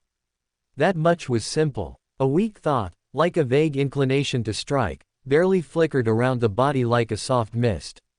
But when that same person entered a true killing mindset, when the action was not just contemplated but committed to, the aura swelled outward, growing wider and heavier, until the very air around one felt suffocating to those untrained in its presence.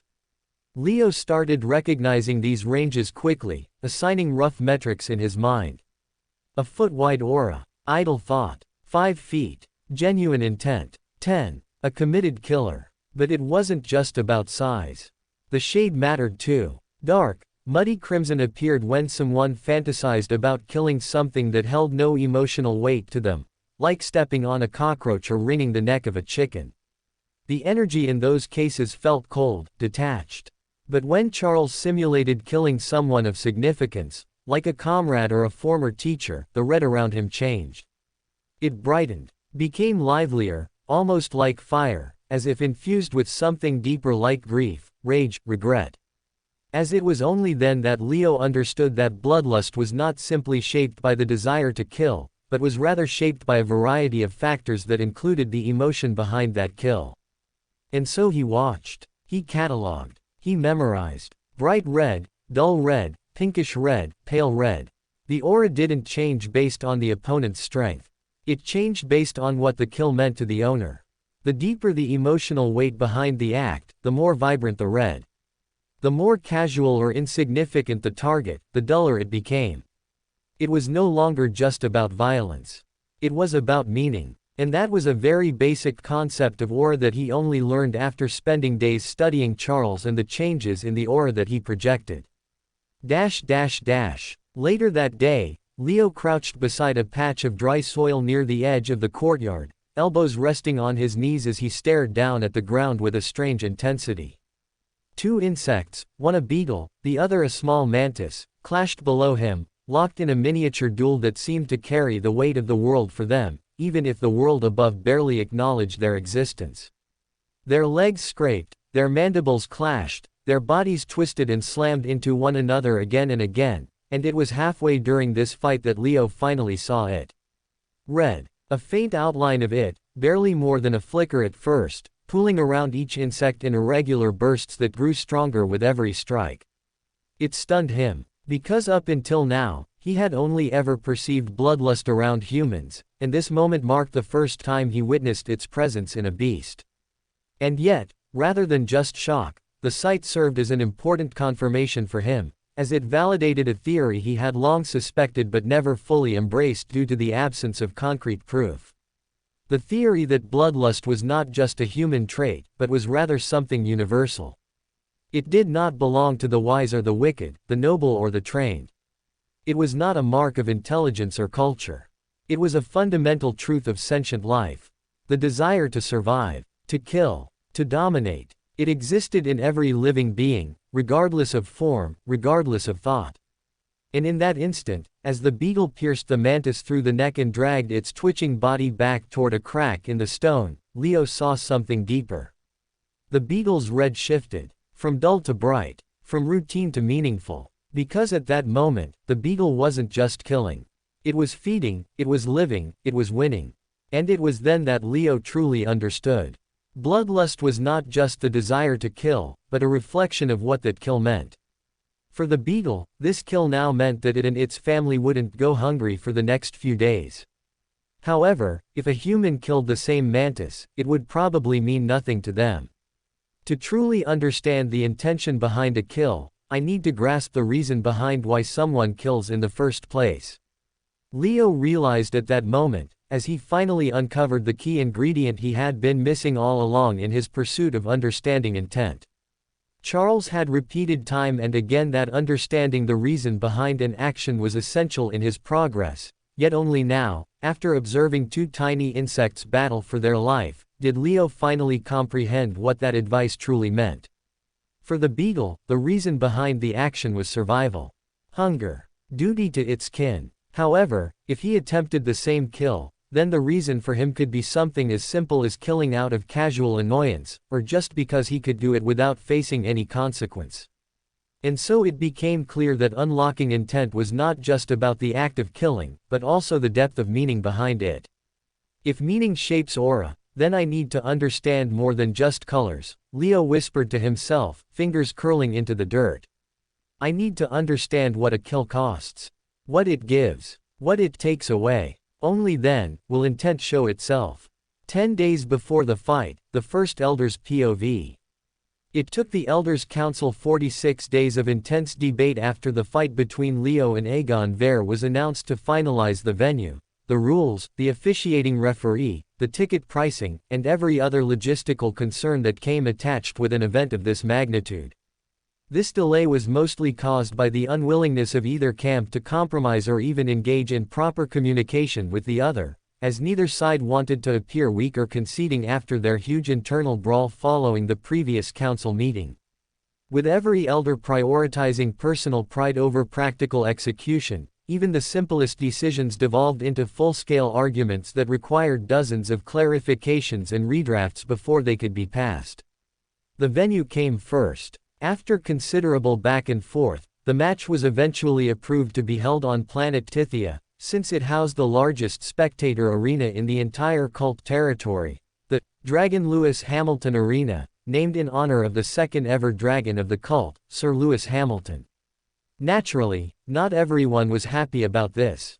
Most elders wanted the fight hosted on a planet under their own jurisdiction, and many openly protested the decision through official letters laced with passive-aggressive insults and thinly veiled threats. But in the end, size and neutrality won out, and Tithia was selected as the official venue. The rules of the fight sparked even greater friction. Some elders wanted a custom-built fight floor with unpredictable terrain to inject more drama into the fight. Others argued for allowing paralyzing poisons, suggesting Leo be given every possible fallback in case he lacked the strength to win cleanly. But such allowances were ultimately denied. It was decided that the match would be held on a flat, circular sandpit under standard universal circuit rules. No poison, no terrain manipulation. A pure, unmodified duel between two fighters that would be decided solely on their skill, strength, and weapon mastery. Selecting the officiating referee, however, was surprisingly easy. Captain Max Verstappen, a senior soldier in service of the cult army, was appointed with unanimous approval. His reputation for impartiality and battlefield excellence made him the rare candidate who was both respected and feared by both sides equally. Not a single elder raised objection to his appointment, which in itself felt like a miracle. The last and most divisive point of discussion was the ticket pricing. Everyone understood the financial implications. The revenue generated from a match of this scale was sure to be astronomical, and since planet Tithia fell under the First Elder's domain, the default assumption was that all proceeds would go to him. Naturally, the other elders refused to accept that. Many demanded that the fight be made free to the public, disguising their demands under the noble idea of inclusivity. But the first elder knew this was nothing but a strategic ploy to avoid revenue sharing. Besides, making it free was not only unrealistic but dangerous. With the amount of excitement the fight had generated, an open-door policy would all but guarantee chaos, with stampedes, overcrowded sectors, and potential riots erupting across the arena. And so, a compromise was struck. Tickets would be sold on a first-come first-served basis at the nominal price of 1 silver coin per person, with strict booth management to maintain crowd order. Allocation of tickets would be done proportionally based on each planet's cult population, with ticket booths opened across every sector within cult territory. It was a delicate balance between fairness, safety, and profit. Because with how much the commoners believed in the dragon, there would be no surprise if individual tickets started to sell at upwards of 50,000 gold coins apiece if it were sold via a public auction.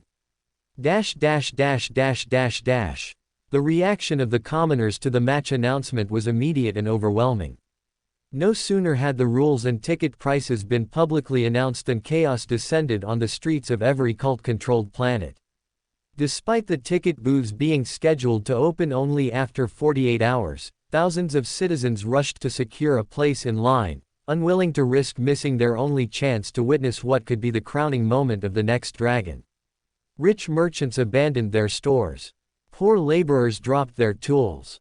Even the disabled arrived in wheelchairs, rolling over the muddy cobblestones with every last bit of their strength, as they refused to miss this historic moment just because of their physical inability.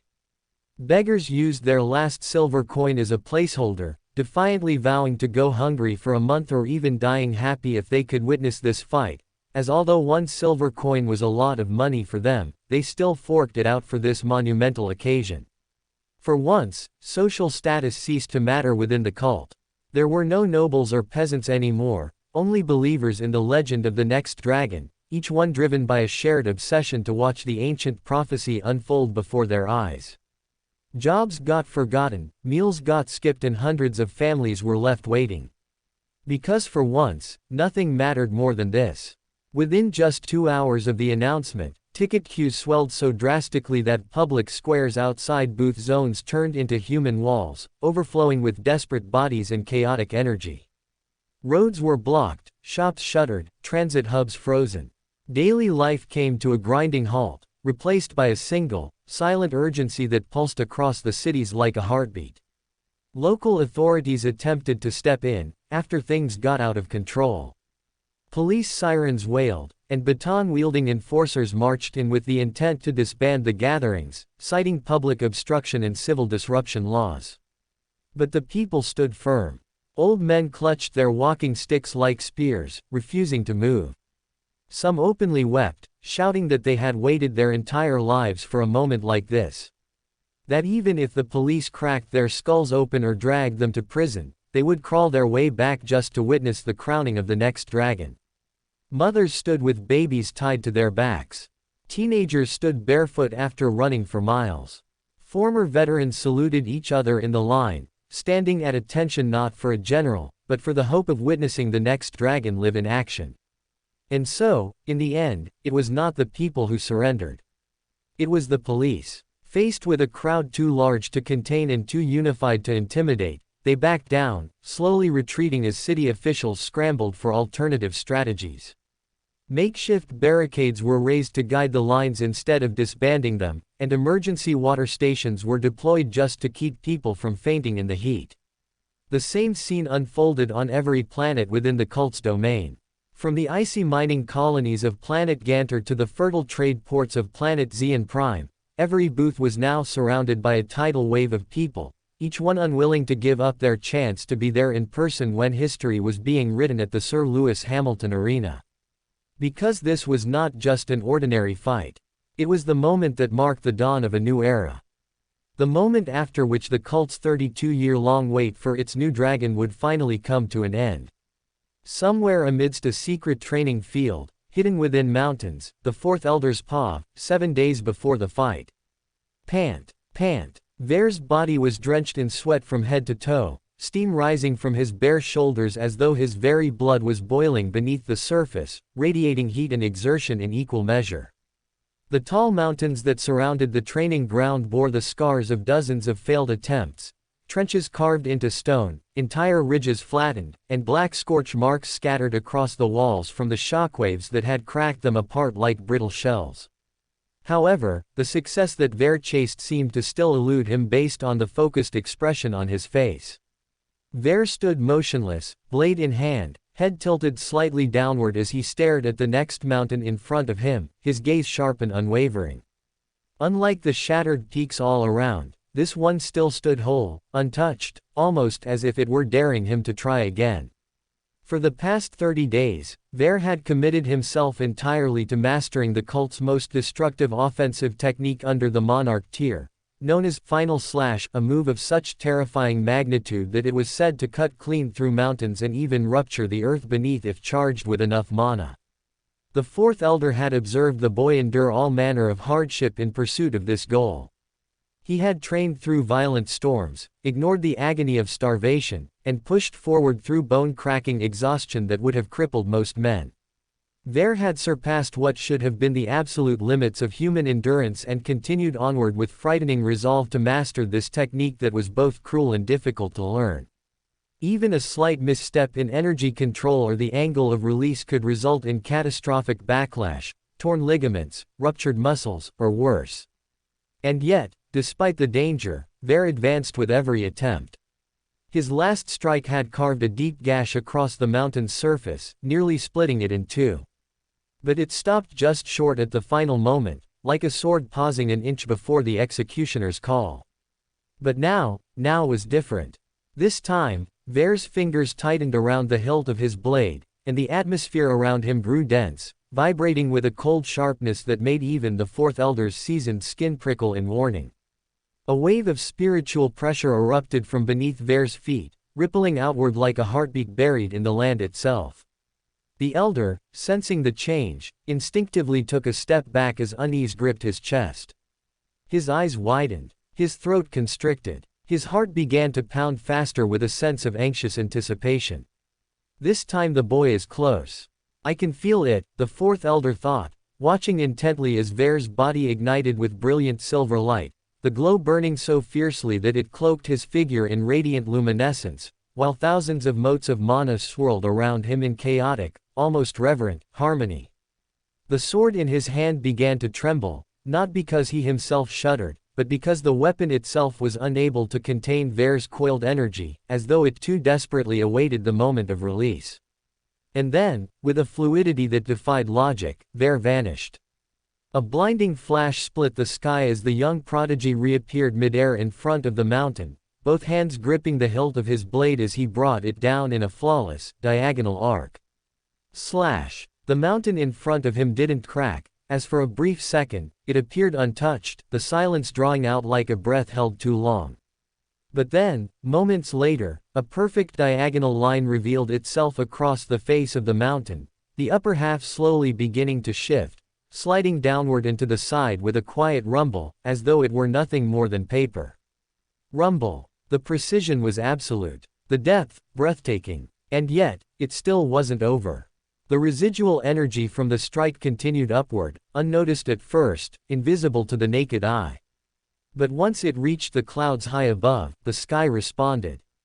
Boom! A colossal explosion roared across the heavens as the clouds were torn apart by the force of the aftershock. A 2-mile-wide ring of sky was instantly cleared, stripped of its cover, exposing the blue above as the shockwave echoed outward, thundering through the valley like the scream of a vengeful god. Oh, mercy Lord Soren! The fourth elder stumbled back a step, his balance shaken. His robes whipped about wildly. Sweat ran freely down his spine. His lips parted in shock, but no coherent words came out as his mind fell silent. This, he finally whispered, the sound barely audible, as awe and fear mixed freely in his voice.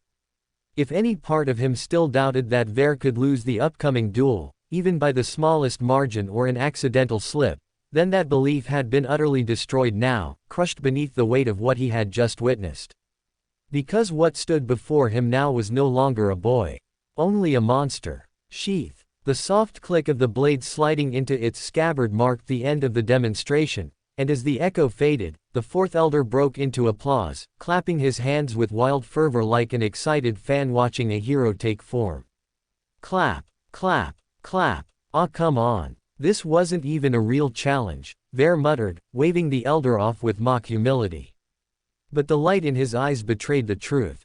A quiet satisfaction gleamed behind Ver's eyes, as he exhaled slowly, allowing himself the smallest, most telling of smiles. He had done it. He had finally mastered Final Slash, a feat that not only made him stronger as a warrior, but also tilted the scales of the upcoming fight dramatically in his favor. Oh Skyshard, I hope you last long enough for me to use this beauty in battle. It will be a shame if I can't even show my real strength to the spectators because you were too weak to draw this out of me. I'm not asking for too much, just entertain me long enough so I can end you with this, Ver said at the end, as an evil smile played out on his lips.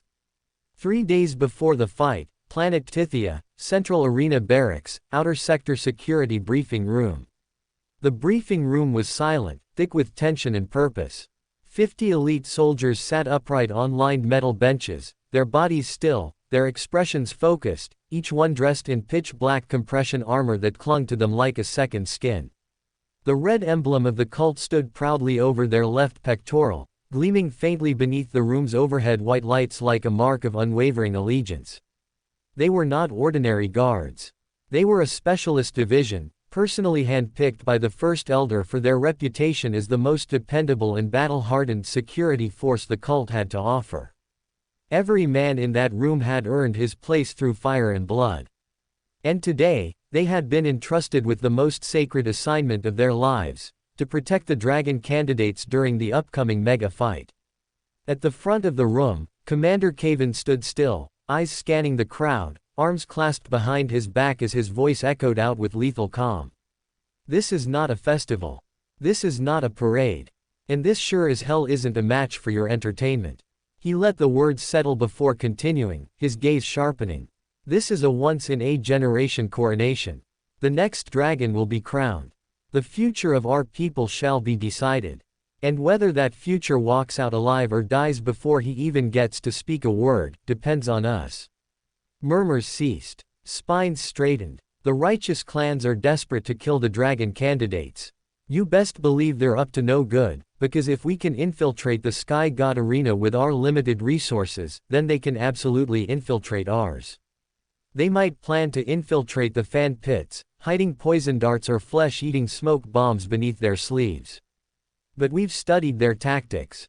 Which means we must assume they'll try something new. Assume they're already inside. Assume at least one person in that crowd is ready to die if it means ending a dragon candidate before the fight even begins. He stepped forward, voice rising, fists clenched tight. So how do we ensure the security of the dragon candidates under these circumstances? We do it by being thorough. Our duty doesn't begin on the day of the tournament. It begins now. We start patrolling the arena today. We begin searching for planted bombs or hidden mechanisms today. We sweep the entire structure again and again, every few hours, and we keep sweeping until 20 minutes before the match begins. He drew a short breath and pointed to the schematic that lit up on the screen behind him. To protect the dragon candidates from physical attacks, the First Elder has authorized the deployment of a transparent mana barrier at the edge of the spectator zone. This barrier will block all physical projectiles, prevent spiritual and mental spells from leaking into the arena, and also stop the crowd from rushing the stage if their emotions get out of hand. It's state-of-the-art tech, far beyond what the righteous faction can produce. But even so, we operate under the assumption that all barriers can break. He tapped his boot once, locking eyes with the 12 soldiers seated at the front. If the barrier fails, then it's you 12 who instantly move to shield the dragon candidates. You don't look back. You don't hesitate. You become a human shield. You bleed if you must. You die if you must. But no one reaches the dragon candidates. Not a single person. Not a single attack. A heavy silence returned. As for the rest of you, your duty is crowd control. Your back stays to the arena. Your eyes stay locked on the crowd. You flag any suspicious movement. You relay intel to the local patrol teams moving in the stands and you act fast when something looks off. I don't care how historic this match is or how badly you want to see it unfold. You do not turn around. Not even for a moment. You do not let your curiosity endanger the dragon candidates. His voice lowered, cold and sharp. If I catch even one of you looking over your shoulder, I'll carve your eyes out myself. No one moved. No one breathed. Kavin's expression softened, just a little. I'll be honest with you. If even a scratch lands on a dragon candidate while I'm on duty, I'll slit my own throat on the spot. Right there. In front of the crowd. Because I won't deserve this uniform anymore. His eyes swept across the room, locking with each man's gaze one by one. So unless you're looking forward to attending my funeral next week, I suggest you do your damn jobs. Understand? One by one, soldiers stood. Boots slammed into steel in perfect synchrony. Right fist struck chest plates as voices rang out in unison, like a vow carved in iron. For the dragon candidates. For the cult. For our future. The tension in the air thickened, molten and unyielding. No tears were shed, but the weight of duty made hardened men swallow twice, their eyes full of silent fire. No one would harm the dragon candidates. Not on their watch. Meanwhile, in an underground interrogation cell, planet Tithia. The air was stale and humid inside the holding cell, where a righteous faction agent had been brought after he had been captured trying to sneak into the Lewis Hamilton Arena. He was caught with lots of explosives in his possession, and was hence beaten without mercy before being dragged to this interrogation cell, where he was tied to an iron chair, wrists and ankles bound with spiked cuffs that had long since torn through his flesh. His robe was half burned, half shredded, exposing a lean, muscular torso covered in lash marks, cigarette burns, and dripping red grooves that oozed slowly with every breath he took. His head hung low, not out of weakness, but with the calculation and pride of a man who felt no fear even while being abused to death. Standing before him was a senior cult interrogator, sleeves rolled, chest plate smeared with old blood, knuckles cracked and discolored from repeated contact.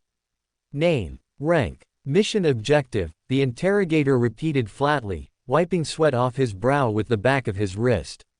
The spy coughed hard. Then again, spat a fresh batch of blood across the floor before raising his head and giving the interrogator a smug smile. A smile that showed that he still had all his teeth left intact. You won't get a word out of me, he said, voice hoarse but steady. You caught nothing but a useless pebble. I'm nothing compared to the better agents we have out here. That arena is going to blow up, regardless of me succeeding or not. The interrogator's brow twitched. Answer the damn question. I don't need your stupid predictions. I need your name, rank and mission objective. The spy chuckled. I was to place a spirit reactive bomb beneath the arena's west pillar. Detonate it during the match, causing a cave-in. I was supposed to collapse the arena roof onto the heads of the thousands of idiots in attendance, then laugh while they screamed in agony, ha ha ha ha. Slam. Silence. The interrogator demanded, as he slammed his hands on the table. Who else helped you? He asked. However, his question was only met with silence, as the suspect refused to cooperate. Punch. The interrogator punched him again, as this time, a tooth finally flew. The spy spit the rest out and chuckled again, breathing through the pain. You think we haven't been infiltrating your ranks over the years too? You really think that only you cult bastards can plant spies in our ranks? During the last few peaceful years, you relaxed your security too much, promoted unworthy officials too fast. Let your walls rot. Now we have many contacts on the inside. He leaned forward, as much as the cuffs allowed, voice suddenly colder. Our contacts on the inside. They've trained with your men, eaten with your men, and when the moment comes, they'll stab your dragons from the inside out. The interrogator said nothing. His fists relaxed, then clenched again. You'll burn to ashes in the incinerator 30 minutes from now. I'm going to offer you no mercy.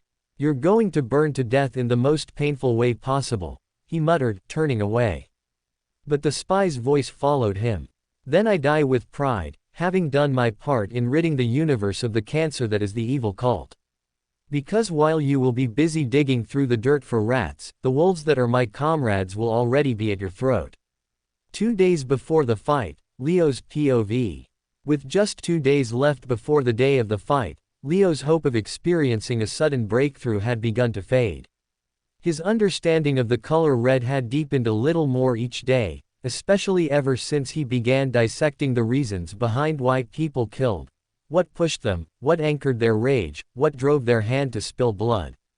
But despite his growing insights, he was still far too slow. He had yet to glimpse even the faintest trace of his first intent line. And he was running out of time. Well, you know what they say, son. Sometimes in life, you need to take a step back to take 3 steps forward, Charles said, taking a deep drag from his cigarette as he tried his best to motivate Leo.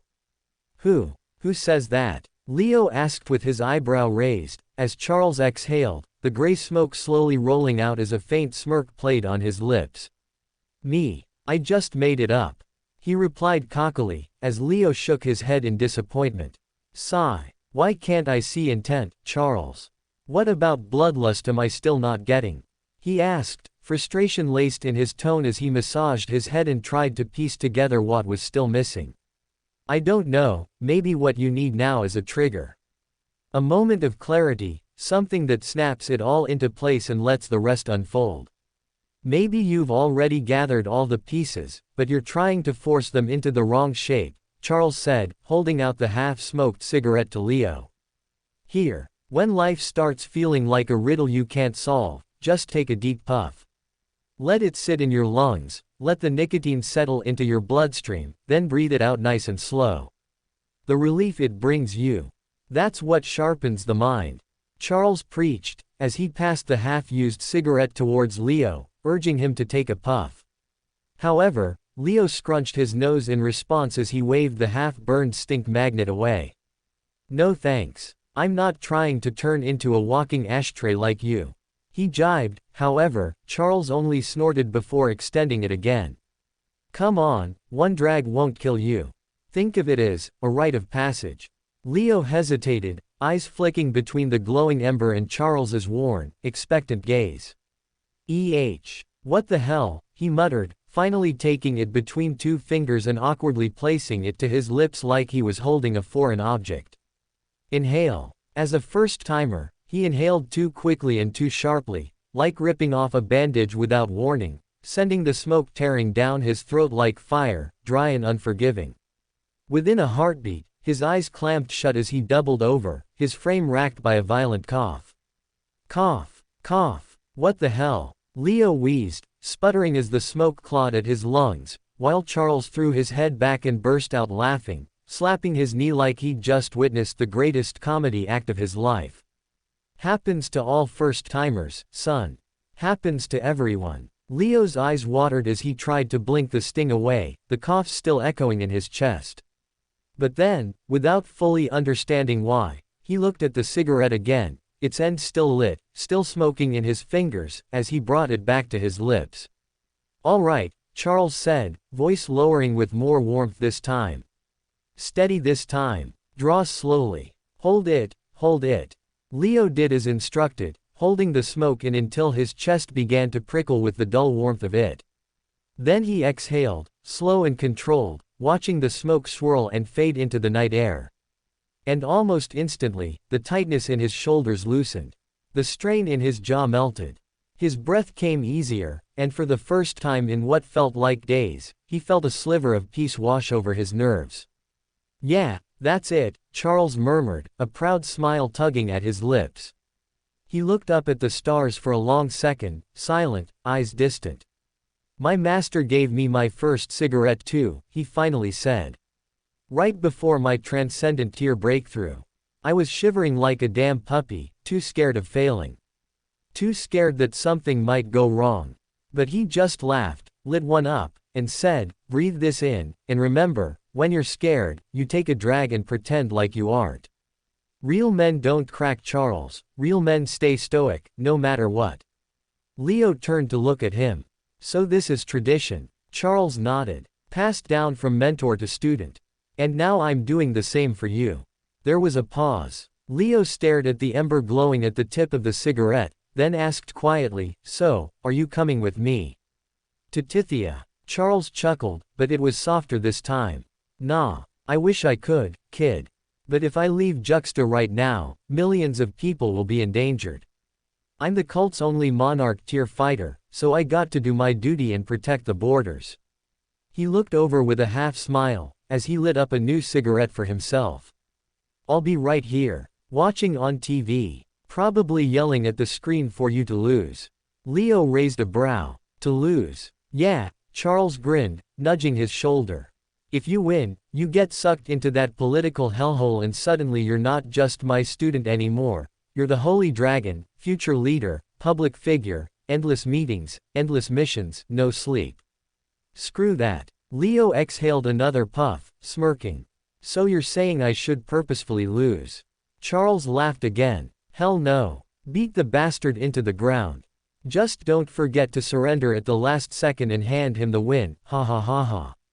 Their laughter drifted into the quiet of the night, the glow of 2 cigarettes flickering beneath the dark sky, as student and mentor shared a rare moment of peace. Charles knew Leo was burdened by pressure, worried about how the fight would be perceived by the masses and frustrated by his stalled progress. And while he couldn't clear the path for him, he could at least sit beside him for a moment, share a smoke, and remind him that he wasn't walking down this path alone. The last day before the fight, Leo's POV.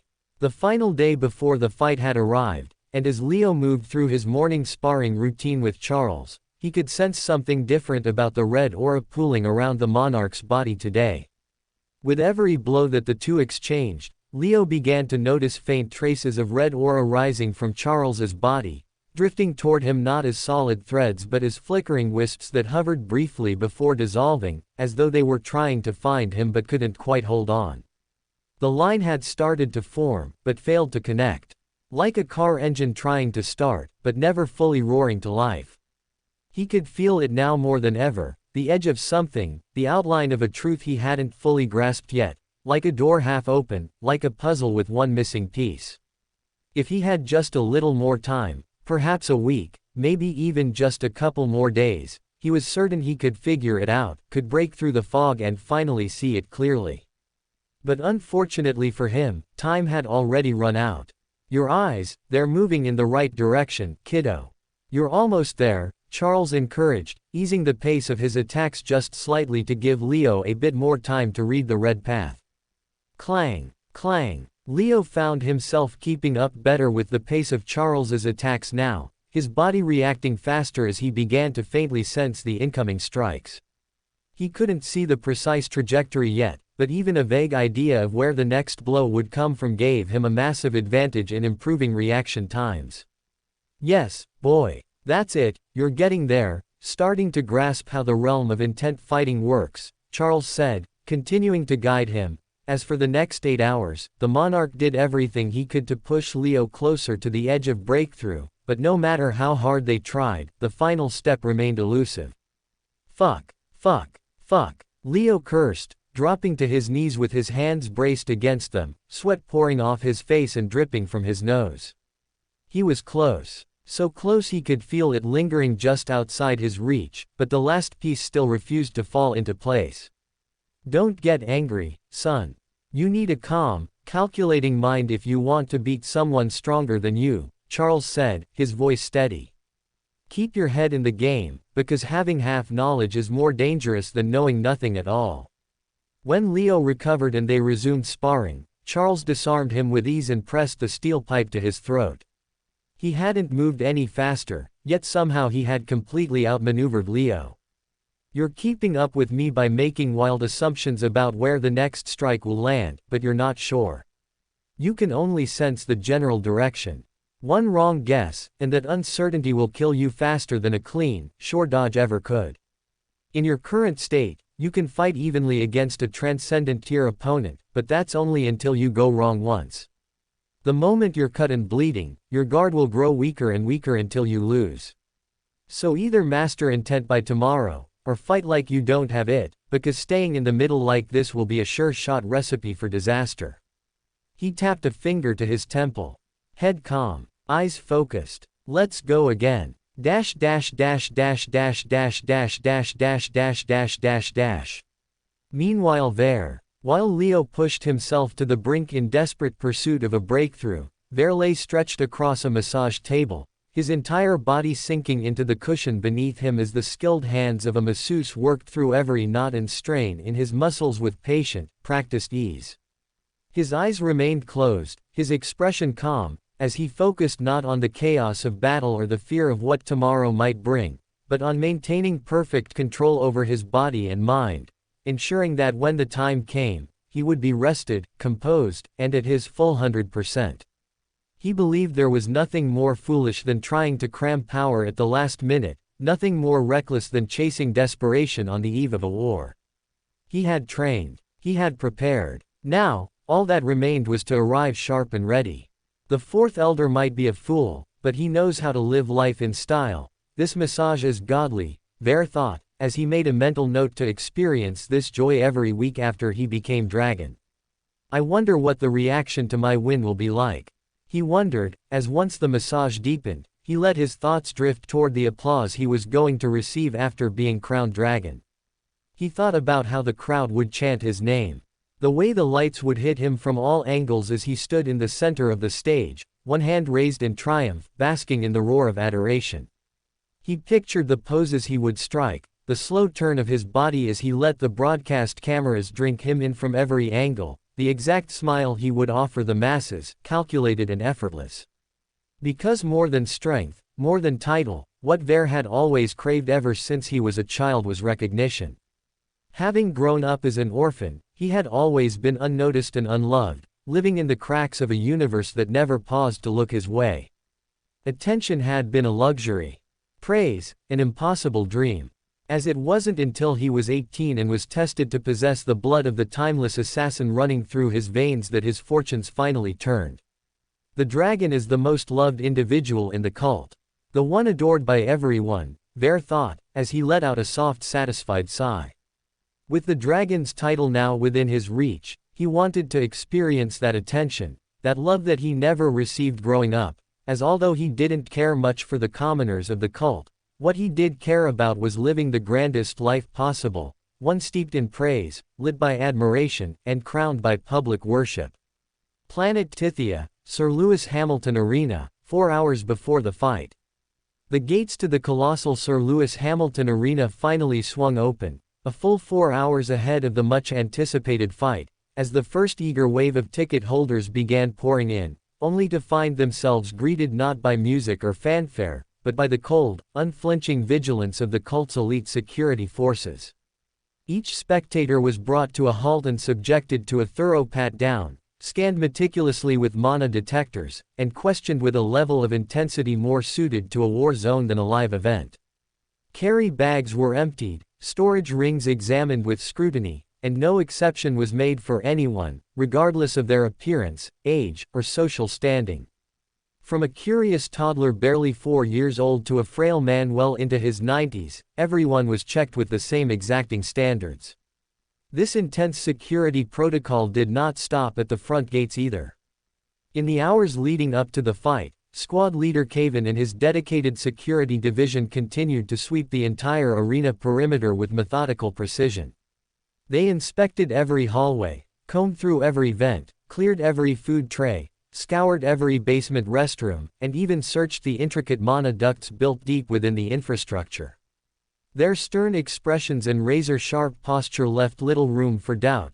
This was not a team that took risks or allowed complacency to settle in. Even the local patrol officers, those stationed in the stands to maintain order and keep the crowd in check, were not given blind trust. They too were vetted multiple times, as the security team refused to leave anything to chance. Today's event was too big to mess up due to complacency, and hence nothing was left to fate.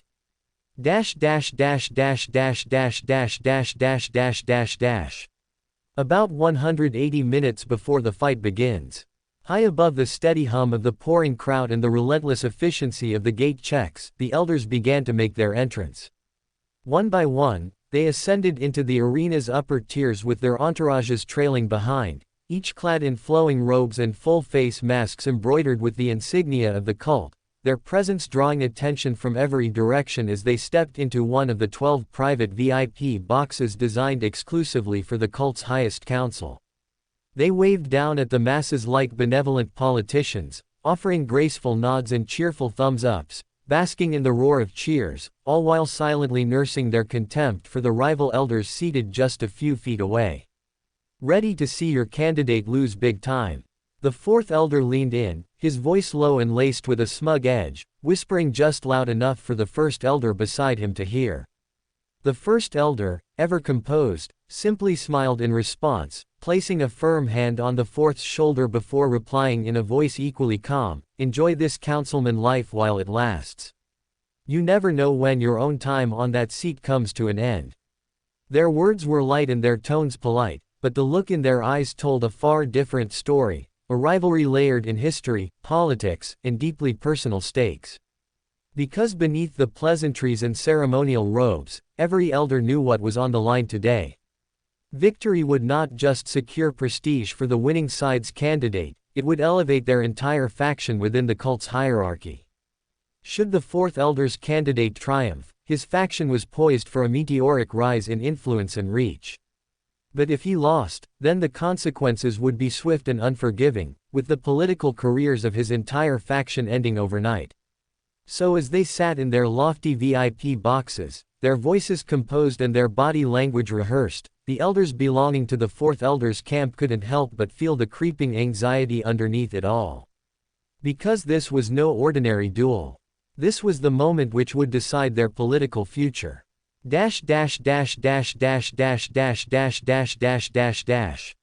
Meanwhile, down in the warm-up rooms, far from the political rivalry and the roaring crowd, hidden beneath the arena stands, lay two vast locker rooms, each constructed to accommodate over 200 competitors with ample space to stretch, spar, and prepare.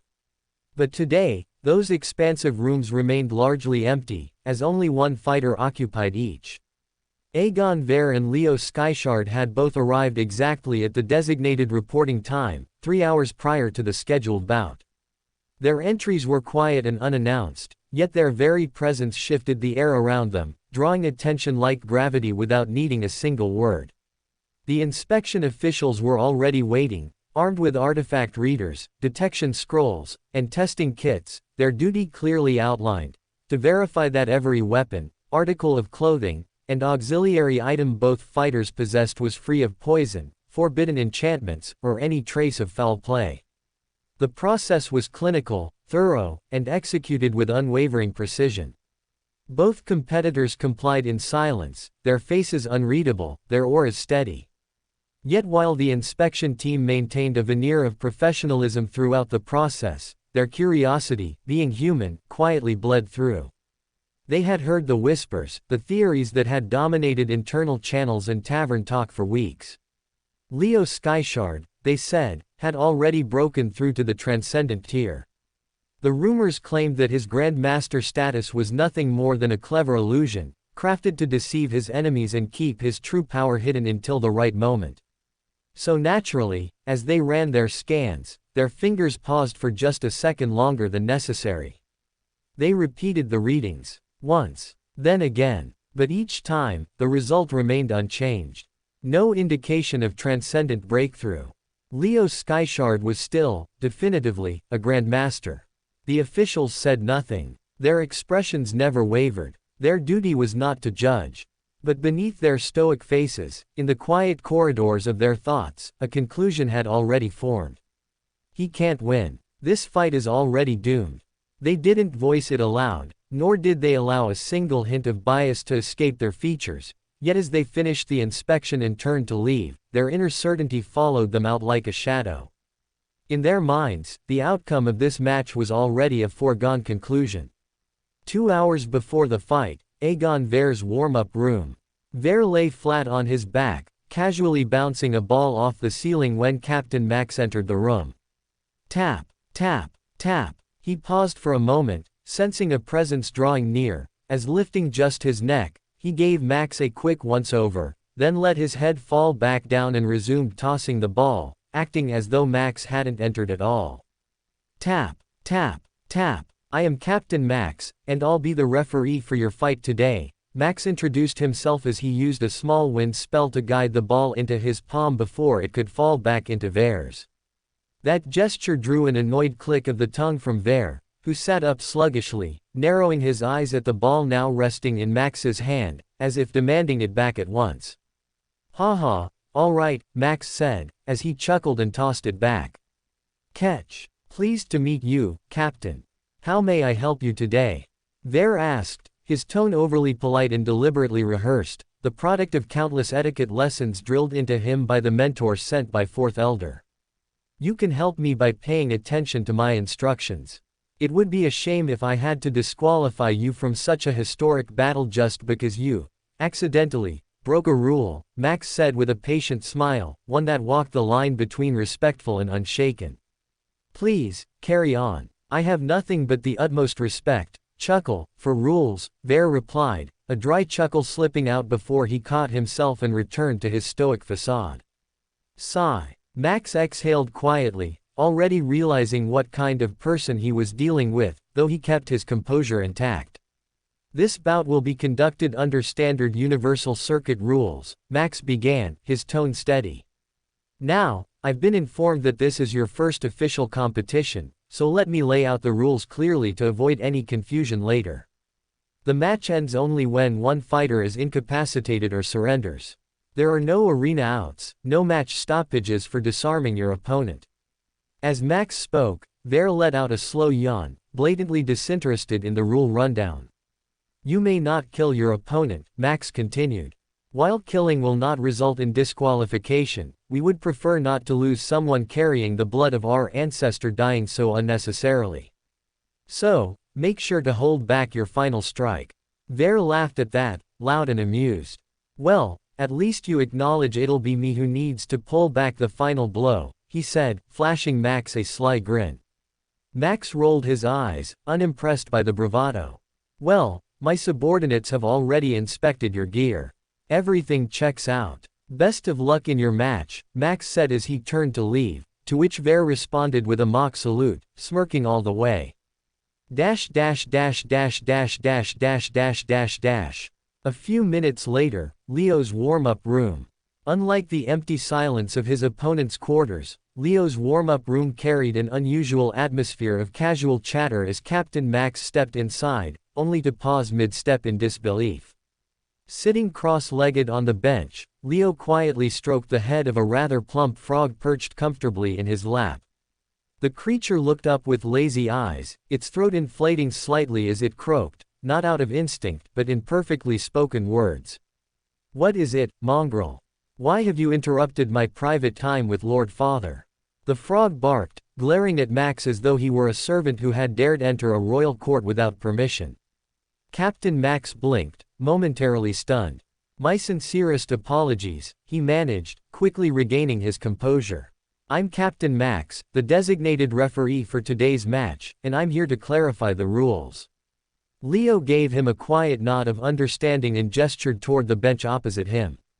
Max took the offer, lowering himself to sit as the frog, who was clearly no ordinary beast, continued to squint at him with a scrutinizing gaze.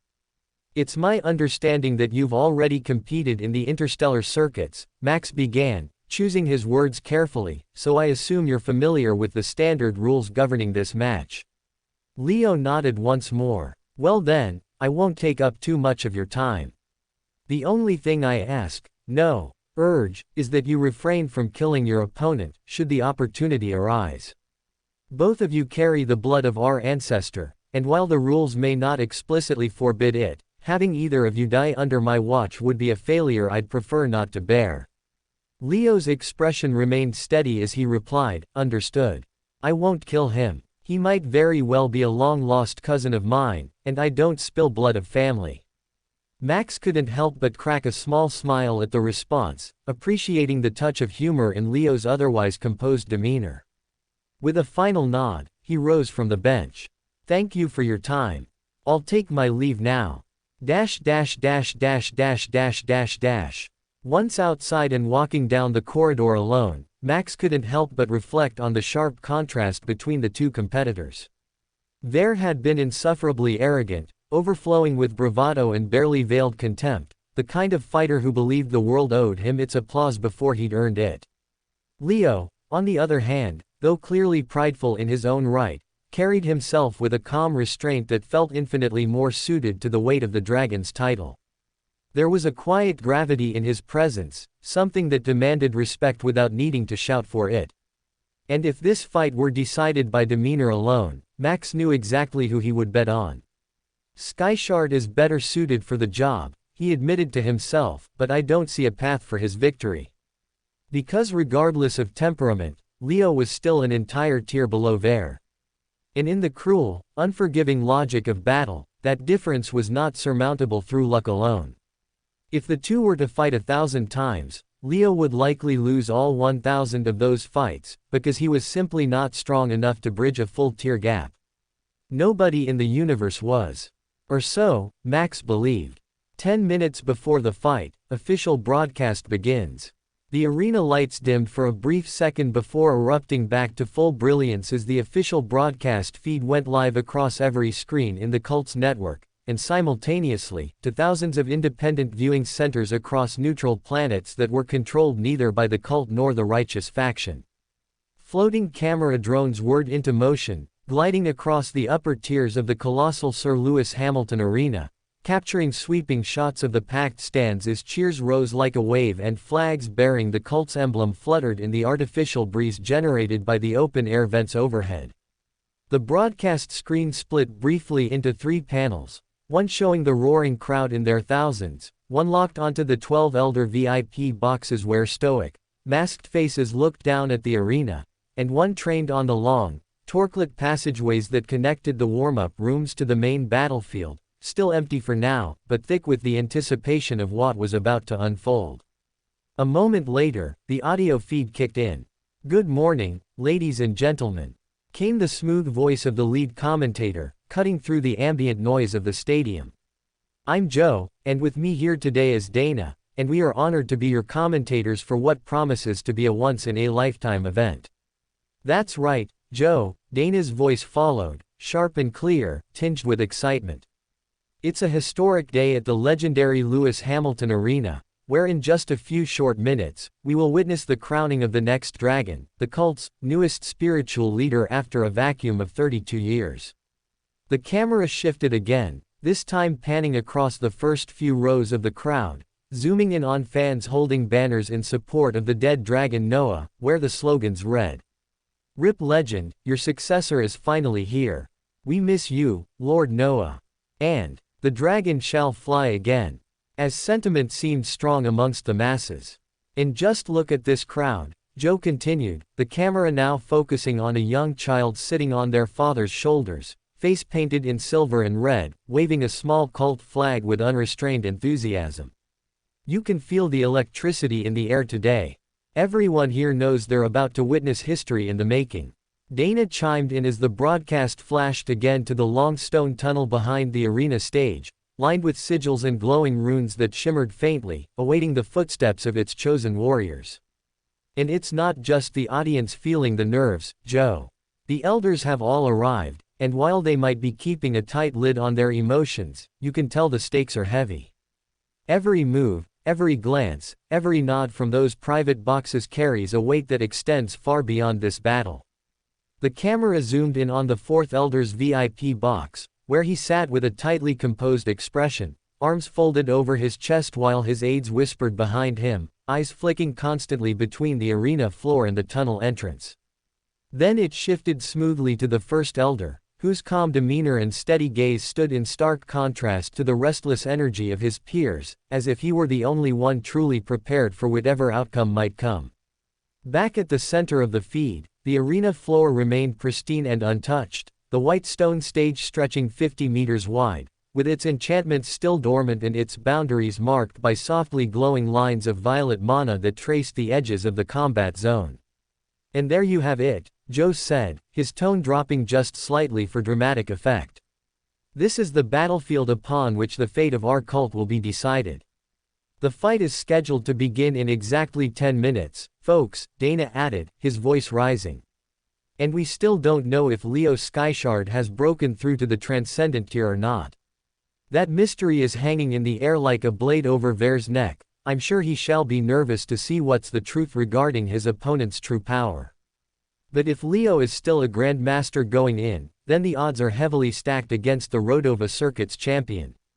But if he has, Joe mused, trailing off as the screen flashed again to the still closed gate of Leo's tunnel, where a faint red glow now shimmered softly from behind the door.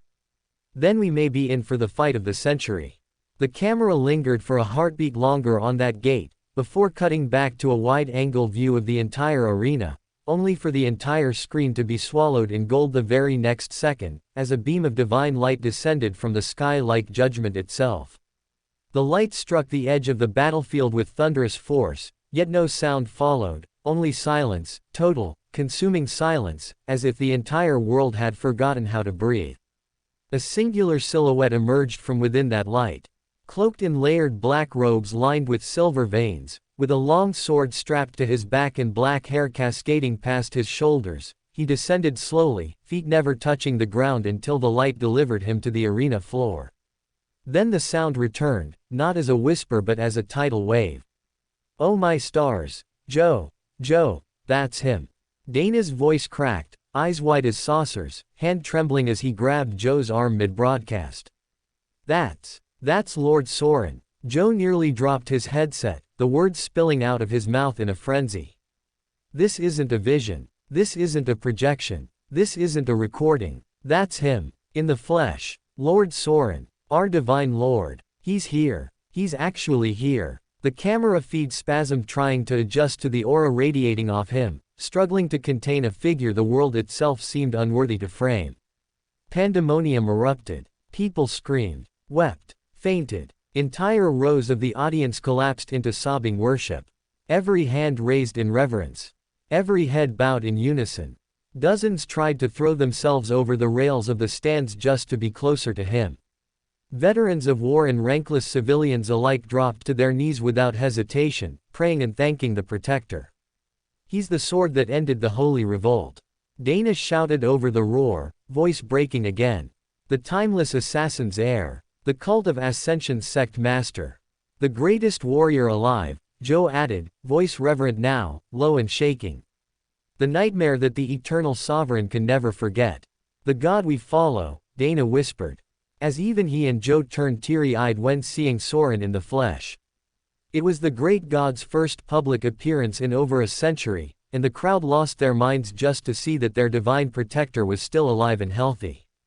Soren said nothing. He did not acknowledge the crowd, nor did he glance towards the elders, as he simply walked to the edge of the arena and created a throne made of stone with the flick of his wrists before sitting on top of it cross-legged, as he made his intention to stay and watch this match abundantly clear to everyone. Juxta military base, the common mess hall, Charles's POV. Charles burst into laughter the second he saw Soren's silhouette descend on the stream, slapping his knee with the flat of his palm as he pointed at the screen, shaking his head like he'd just watched the punchline of a joke unfold perfectly. Well, I'll be damned, the old man actually showed up. But the humor didn't last long. Around him, dozens of Juxta military base soldiers had already dropped to their knees, foreheads pressed to the floor before the television. Even those caught mid-meal had abandoned their trays entirely, choosing instead to bow in silence, hands clasped as they offered quiet prayers to the divine protector now seated upon the arena's edge. Charles let out a slow exhale as he glanced around the mess hall. That's right, he reminded himself. For them, Soren wasn't just a man. To them, Soren was a deity. The worst nightmare of the righteous faction. The strongest god who walked across the stars in silence, leaving behind only dead bodies and blood. Charles snuffed out his laughter and leaned back in his chair, expression neutral once more. Then, taking a slow drag from his cigarette, he let the smoke trail lazily from the corner of his mouth. "I'll be damned," he muttered again, this time under his breath, as his eyes drifted back to the screen. "Maybe this fight is really more important to the future of this cult than what I believe."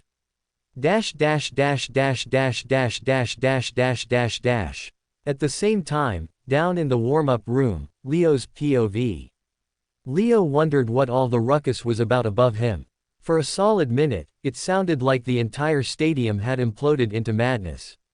However, unfortunately, without a live feed or even a single screen down here in the warm-up tunnels, he could only guess what was happening.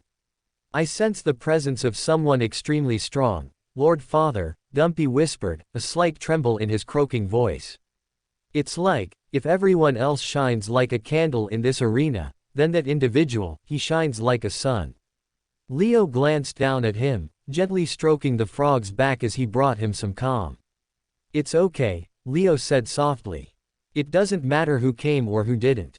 I still have to fight this battle the same way I had to 5 minutes ago.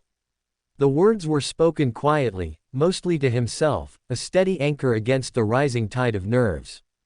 Seconds ticked by, unmeasured and slow, as he closed his eyes and centered his breath. He recalled the battles with Charles. Recalled the pressure in his bones, the breathless sensation of dancing on the edge of the realm of intent. He wrapped that sensation around him. Replayed the memory on loop, over and over, until his pulse slowed and his limbs felt light again. Lord Father, don't overthink it, Dumpy said, voice sincere. You may be a Grand Master, but you're Lord Father. Nobody can beat you when you really try. Leo's eyes opened slowly, a faint smile pulling at the corner of his lips. He gave the little frog a final pat before setting him on the bench behind him. As the booming voice of the announcers echoed through the arena, calling his name for all to hear, Leo took a deep breath and walked out to meet the light.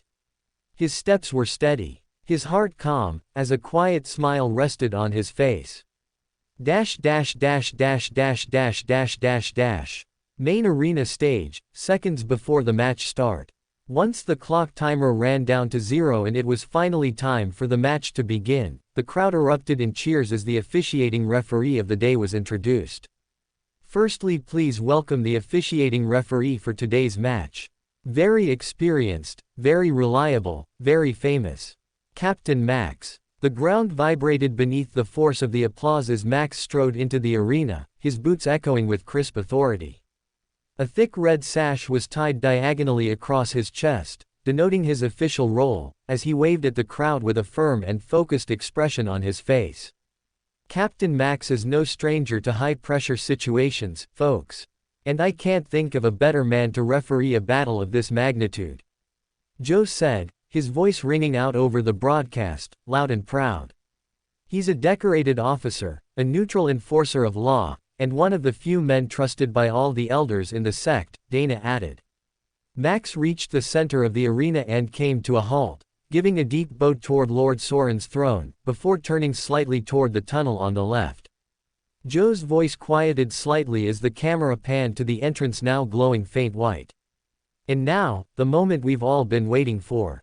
Dana's tone dropped to a whisper, as if reverence itself commanded the silence. Introducing first, hailing from the righteous faction's reputed Rodova Military Academy, champion of the interstellar circuits, the warrior nominated by the 12th Elder. A pause. A beat. Leo Skyyyyyyyshaaard. The crowd surged once more. And from the shadows of the tunnel, Leo stepped forward into the light, a calm smile on his face, as he strode onto the main arena with confidence. Cheer. Ruckus. The crowd's roar echoed like thunder as Leo walked across the stage, every step calm and deliberate, his presence striking not because of flair or theatrics but because of the composure that radiated off him like quiet heat. He didn't wave, didn't glance at the audience, didn't acknowledge the desperate shouts, as he simply walked with his eyes forward, as if the entire stadium had ceased to exist around him. Captain Max stepped in to intercept him halfway, offering a respectful nod before holding out a small mana scanner. He gave Leo a quick once-over, checking that all the gear on his body was the same one as what he had registered before the fight and that his main weapons had still not been spiked with poison between the first check and the fight. Once satisfied that everything matched, Max gestured toward the left side of the battlefield, as Leo took his place at the designated starting spot. The hell, what is that pressure? Leo wondered when he took his starting spot, as he felt a pair of ancient eyes looking down on him. As that was when he saw him. Soren, watching with a quiet curiosity. Their gazes locked for a single breath. And despite his body begging him to bow, Leo did not. As he chose to stand straight instead. While Soren did not blink, as he continued to scrutinize Leo with a consistent intensity. This was Leo's first time standing in the presence of a god, a true god, and what he sensed nearly shattered his understanding of reality. When his eyes met Soren's, he didn't feel as though he was staring at another man. No, there was no heartbeat of kinship, no shared sense of species. Soren wore a human shell, yes, cloaked in black robes and seated with mortal posture, but everything about him screamed of something else. Something Leo's mind wasn't built to comprehend. There was a rupture in logic the longer he looked. The throne was there. Soren was seated on it. That much Leo could see. But for some reason, his instincts refused to accept it as truth. It was as if the figure he saw was only a projection filtered through the limits of his senses, an illusion crafted not to deceive, but to protect him. Because the real presence behind those eyes, behind that shape, was something far too vast, far too alien, far too immense for human perception to hold without breaking. Leo couldn't even be certain of the distance between them. Soren felt both close enough to reach and impossibly far away, like his body existed in the space between atoms. Even the way light played off his form, those subtle shades of black and silver, seemed to carry hues Leo had no words for, colors that didn't quite belong to this plane. And that gaze, it didn't look at him.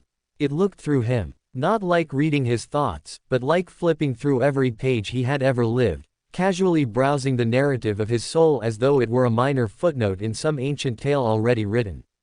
Leo's instinct screamed that he wasn't witnessing Soren's true self. He was only being permitted to see a sliver, a safe fraction, of the god's true presence, carefully distilled into something survivable. A shape that his mind could parse without unraveling. And still, even in this diminished form, Soren's very existence pressed down on him like the sun's gravity. Unmeasurable, inescapable, undeniable. It wasn't fear that rooted Leo in place. It was awe, pure, primal awe in the face of something so fundamentally beyond him that even standing upright felt like an act of defiance against the natural order. Yet he stood. He held Soren's gaze. And somewhere, beneath the weight of it all, Soren let him. Introducing next, Joe announced, his voice booming through the arena speakers, the prodigy of prodigies, the youngest warrior in cult history to ascend to the transcendent tier at the age of just 23, shattering every record held before him. A dramatic pause followed as the camera panned slowly across the crowd, tension spiking. Dana finished the sentence, voice rich with reverence. The chosen candidate of the fourth elder, Aegon Ver. The tunnel opposite Leo's lit up with a sudden blast of pale white light as Aegon Ver stepped forward, cloaked in quiet confidence, his presence instantly seizing the eyes and breath of everyone watching. While Leo had emerged like a storm held behind glass, calm and coiled, Ver arrived like a firebrand forged to be seen. His bare arms, shoulders, and collarbones were wrapped in ink, dozens of tattoos layered over one another, crawling up his skin in beautiful, ominous patterns that shimmered faintly under the spotlights of the Lewis Hamilton Arena. The designs were ancient and intricate, sect sigils intertwined into one cohesive canvas, as though his body itself told a story meant to be studied by the masses. A walking painting, a living masterpiece sculpted for battle. The audience roared as Ver raised one arm, grinning wide, feeding off their energy with ease. He waved with practiced charm, basking in the adoration, before turning his gaze upward toward the elder VIP boxes. It didn't take him long to spot the fourth elder, seated with arms still folded, his gaze firm but faintly approving. With a sharp smile, Ver gave him a mock salute, more cocky than respectful, but not without weight, before turning back to the field as Captain Max approached. "Hold still," Max said with a nod, scanning his form with the same mana checking device he had used on Leo, verifying every piece of gear and weaponry against the registered entries. His expression remained neutral, professional. But Ver didn't share the same focus. Because the second Max stepped close, Ver's instinct stirred, something was wrong. Something massive loomed nearby. He turned slightly, eyes narrowing toward the edge of the arena. And then he saw him. The man seated upon the throne of stone. Cloaked in black, hair draped long, posture unmoving, Soren. The shift in Ver's expression was immediate. His grin faltered. His shoulders stiffened. The crowd may not have noticed, but Max did. And so did the cameras. A thin ripple of fear passed through Ver's pupils as his body reacted before his mind could catch up, resisting the deep, visceral urge to kneel, no, to prostrate entirely. His lips parted. "Who is that?" he whispered, keeping his voice low so it wouldn't carry past Max. Max didn't look away from his scanner, but he smiled as he said, "That's our divine protector. That's Lord Soren." Ver said nothing more, but the moment stuck with him. He continued to observe Soren for several seconds more, his jaw tense and breathing steady but shallow, before finally turning toward Leo, who smiled at him cockily, something that Ver had not expected. It wasn't the grin of someone ignorant or blind to the stakes. Nor was it the false bravado of a weaker fighter trying to act tough in front of a crowd. No, there was something unnervingly sincere in Leo's expression, as if he truly believed he had a shot, even standing opposite a transcendent. Ver narrowed his eyes. There was no fear in Leo. Not a drop. Only focus, and a strangely infectious calm that felt almost unnatural in this sacred arena. Their gazes locked. And just like that, the noise of the crowd, the shine of the overhead lights, and even the presence of Soren faded into the background. It was just the two of them now. Ver studied Leo with an amused expression on his face. His distant cousin looked like a proper fighter with a lean body and a handsome haircut, and Ver couldn't help but feel impressed by his physique. Not bad, not bad, I guess being handsome runs in the family. Unfortunately, the same can't be said for talent. Some of us are just born with more of it than others, Ver said, giving Leo a cocky little wink. He didn't explicitly mention that he had already checked Leo out and was disappointed to see him not having broken through to the transcendent tier, but the message was conveyed regardless through his cocky comments. "Well yeah, I'm not in the same tier as you. I'm only a grandmaster, just like the tens of thousands watching from the stands who are grandmasters as well.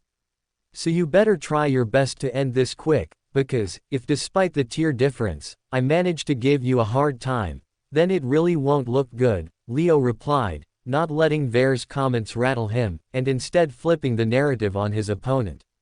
Ver chuckled, waving his index finger in the air, as he laughed like he had just heard a pretty funny joke. "'Cause, you ain't surviving 10 seconds against me," he claimed, as Leo only got into battle stance in response. "Well, no point in debating, let's see if you can back those words through action," Leo said, as Ver too unsheathed his sword and got into battle stance. And there you have it, folks. Both Aegon Ver and Leo Skyshard have assumed their initial battle stance. The fight will begin any second now, Joe said, as he clutched his commentator's seat tight with excitement. Leo is going into this fight with a massive disadvantage. Realistically, it's only a question of how long can he survive, Dana added, as he seemed concerned about the elders making such a one-sided match-up. There was a lot of speculation surrounding his real tier in the months leading up to this fight. However, with him still being a grandmaster, this will be a one-sided matchup for sure. I don't know what the elders were thinking when they made this a public bout, Joe voiced in agreement, as Dana shrugged his shoulders in disbelief. Well, I guess we will find out.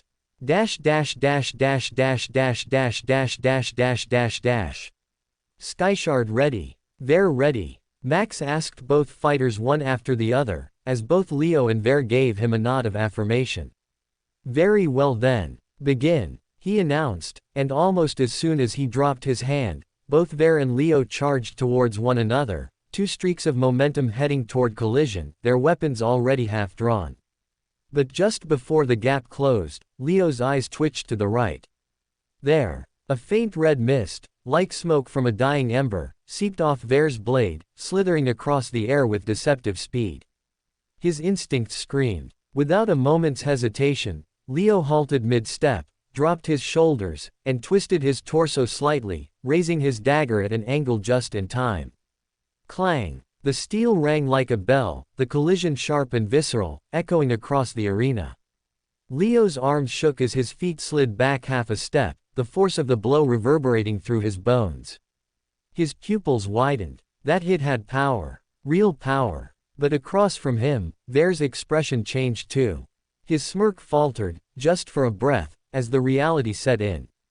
Leo had blocked it. Cleanly. Was it a fluke? The thought shot through Ver's mind like lightning, as he narrowed his eyes and lunged again. His blade became a blur, darting in from high, low, left, faint right, 5 strikes in a span of a single second, each one with lethal intent. He pressed forward like a man possessed, determined to shatter the illusion. But Leo did not fall behind. His dagger flowed with him, tracking every motion, every feint, every twitch of Ver's wrist. Each impact was met with precision and timing, no wasted movement, no hesitation. Clang, clang, clang. By the end of the exchange, the crowd exploded into noise, as a wave of disbelief swept across the stands. Did we really just see that? Joe asked. A grandmaster kept up pace with a transcendent. Dana whispered, almost not believing his own words. The camera zoomed in on the two fighters, still standing in close range, weapons poised, expressions serious. And just like that, the entire mood of the match had shifted. What the hell? What trickery is this? How can a grandmaster even move that fast? The seventh elder muttered in disbelief, as sitting up in the VIP stands he had been hoping that this fight ended at the first exchange itself. However, what he witnessed instead was definitely most concerning. There's nothing to worry about, seventh elder. Lord Fourth had told us before the fight began that Ver has a little teasing personality. The boy is probably playing the crowd, and his opponent. He will crush the confidence of his opponent any second now, the ninth elder assured, as the seventh elder shook his head in disappointment. Tell that cocky brat to end this now. Our fucking careers are riding on this fight. I don't want to watch this with piss rolling down my legs, the seventh elder complained, as just Leo holding off the first charge spooked him to the limits of going mad. Dash dash dash dash dash dash dash dash dash dash. Down in the arena, Ver cracked his neck and took a small step back, his sword raised just above shoulder height, eyes narrowed and focused now. Leo, on the other hand, remained steady. For a moment, neither moved. Then, almost in sync, they began to circle. Leo did not watch Ver anymore, his eyes were instead locked on the red aura coiling tighter around his opponent, as he tracked the flickering wisps, hoping they'd stabilize into something tangible that he could read. As by this point, Leo understood that Ver was for sure not a pushover. After the initial exchange, both fighters grew more cautious, their blades dipping and rising in calculated arcs as they circled each other with half-measured steps, while testing the other for flaws. Neither was willing to make the first reckless move, but when even after 30 seconds of half-hearted lunges and feints, Leo refused to show any real aggression, Ver's patience finally wore thin, as he lunged forward with a sharp thrust aimed at Leo's stomach, deliberately leaving his neck exposed in hopes of drawing out a counter.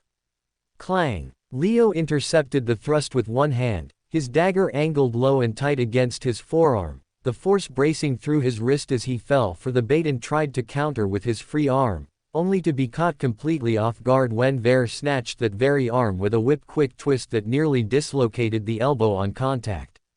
Step. Leo took a step back, barely keeping his grip on the weapon as the twisting pain surged through his joints, and in the very next breath, Ver's blade came screaming diagonally through the air, aimed viciously at his chest with a speed and weight that, if not met clean, would cave in his ribs and crush his lungs without hesitation.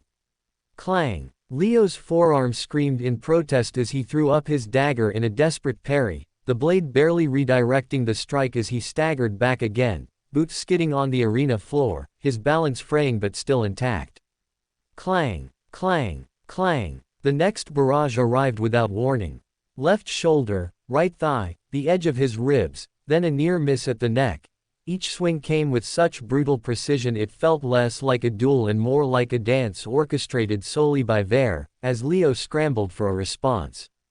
The faint wisps of red that he saw did not allow him to block at the optimal angle, as the guesswork he used to keep up with Ver also opened his defense to a million other problems, as without blocking the first strike at the perfect angle, he could not position himself properly for the second, and was left in an even worse position to block the third. Having half knowledge is worse than having no knowledge. You cannot use intent detection in the half-right form that you use it currently. In your current form, it's only a recipe for disaster. Charles's words rang in his head, as just like the old monarch had warned, by relying on his half-baked technique, Leo quickly dug himself into a deep defensive hole. Each new strike launched by Ver became an unanswerable question for him, a sharp-edged probe that demanded a flawless reply, and each of his improper blocks bought him only a second more before the tempo surged forward again, relentless and unforgiving. He's not reacting to my strikes. He's predicting crudely, Ver observed silently mid-assault, his gaze narrowing as he studied the way Leo blocked just at the point of contact, never a fraction earlier. He's reading the general direction but not the true angle. And with that realization, Ver adjusted. He shifted the rhythm. He curved the tempo. He buried his intent within hesitation and dragged feints across the surface of his true strikes, watching as Leo faltered ever so slightly, parrying too soon or too late, while the edges of his robe grew more and more tattered under each passing barrage. Leo could feel the slip. The weight behind every swing growing heavier, not because Ver was growing stronger, but because his own timing was beginning to fracture, the tempo eluding him by half a beat at first, then nearly a full one as Ver's momentum bled into fluidity. Ver's sword no longer attacked. It danced. And Leo, no longer the equal he had briefly been, began to once more be pushed backwards, retreating into narrower and narrower circles as he tried to find footing on a battlefield that no longer belonged to him. The crowd, once roaring in disbelief at Leo's early stand, now fell into a breathless silence, a tight suspense gripping the atmosphere as only the echo of steel and scuffed boots rang across the arena. Ver's smirk widened as he pressed closer, his blade orbiting Leo's defense like a predator testing the cage. That attempt to block, it was cute while it lasted, he whispered, just loud enough for Leo to hear, as he started to finally press for the kill. A sudden horizontal slash came next, sharp and sweeping, and Leo twisted to meet it, catching the edge with his dagger, though the backlash shuddered through his bones and nearly knocked the breath from his lungs. He was falling behind. He realized that he could not keep up anymore, as just one more step, one more failed counter, one more missed breath, and he'd be done. He needed something, anything to stay competitive in this fight, and hence he reached inward, activating the only move that he thought could help him buy time. Parallel processing. The skill unfurled silently within him, its effect instant as the world dulled around the edges. Sounds warped. Ver's sword no longer blurred but instead carved clear arcs through slowed air, as his thoughts gained clarity like glass wiped clean of fog. The strike aimed at his shoulder became a readable angle. The step that powered it, dissected. As in the next intent, he blocked it clean. Clang. He hadn't become faster. Just more efficient, as by using parallel processing he once again gained the edge that he had lost. His blocks once again met Ver's blade with sharper precision, and his feet began to glide in smoother diagonals, as if the rhythm had returned under his command. For the first time in what felt like an eternity, Leo felt the pressure ease off his lungs as he parried and sidestepped not by prediction but by reaction. And yet, oh! The word slipped out from Ver's lips, a playful breath laced with genuine intrigue, as mid-swing he blinked in visible surprise. You just used parallel processing, didn't you? Leo said nothing, his focus absolute, his hands meeting the next blow cleanly, the angle of the parry so sharp it sent sparks trailing off the blade. Ver chuckled softly. Cute. Well. He rolled his shoulders and exhaled, the grin still untouched on his face. Two can play that game. And then he blurred, moving so unnaturally fast, that for a brief moment, even to Leo's enhanced perception, it felt like he had vanished entirely from the space between one breath and the next. The ground beneath Ver's feet cracked as his full power surged, and the strike that followed came not from a direction but from everywhere at once. Leo blocked left, only to be clipped from the right. He ducked a downward slash only to have the pommel crack into his ribs from below. It wasn't the speed alone. It was awareness. Ver had activated it too. He was reading Leo's reactions, adjusting in real time, as if their movements were layered within one another, a mirrored duel with Ver always just a step ahead. A sweep came for his knees. Leo leapt back, but the follow-up, a rising backhand, clipped his shoulder with brutal force. Crack! The pain shot through his left side like lightning. He staggered. His grip faltered. But Ver didn't press forward. He paused. And laughed. You forgot that the two of us share the same bloodline in the end, cuz. He twirled his blade with ease, as if none of this had ever been serious for him. Leo didn't reply. His eyes were now fixed on the faint red mist swirling around Ver again, the aura thickening, sharpening, extending to a 5-foot radius and glowing brighter with every passing moment. And that's when the realization finally settled. Ver had it too. The same bloodline, the same gifts, the same cursed instincts. Leo wasn't the only special one anymore. He was battling a reflection of everything he had once believed was uniquely his. For more thrilling fanfiction stories like this, check out my channel Fanfic Audiobook. Dive into epic adventures, mysterious realms, and legendary journeys brought to life through immersive storytelling. Don't forget to like, share, and subscribe for more amazing audiobooks.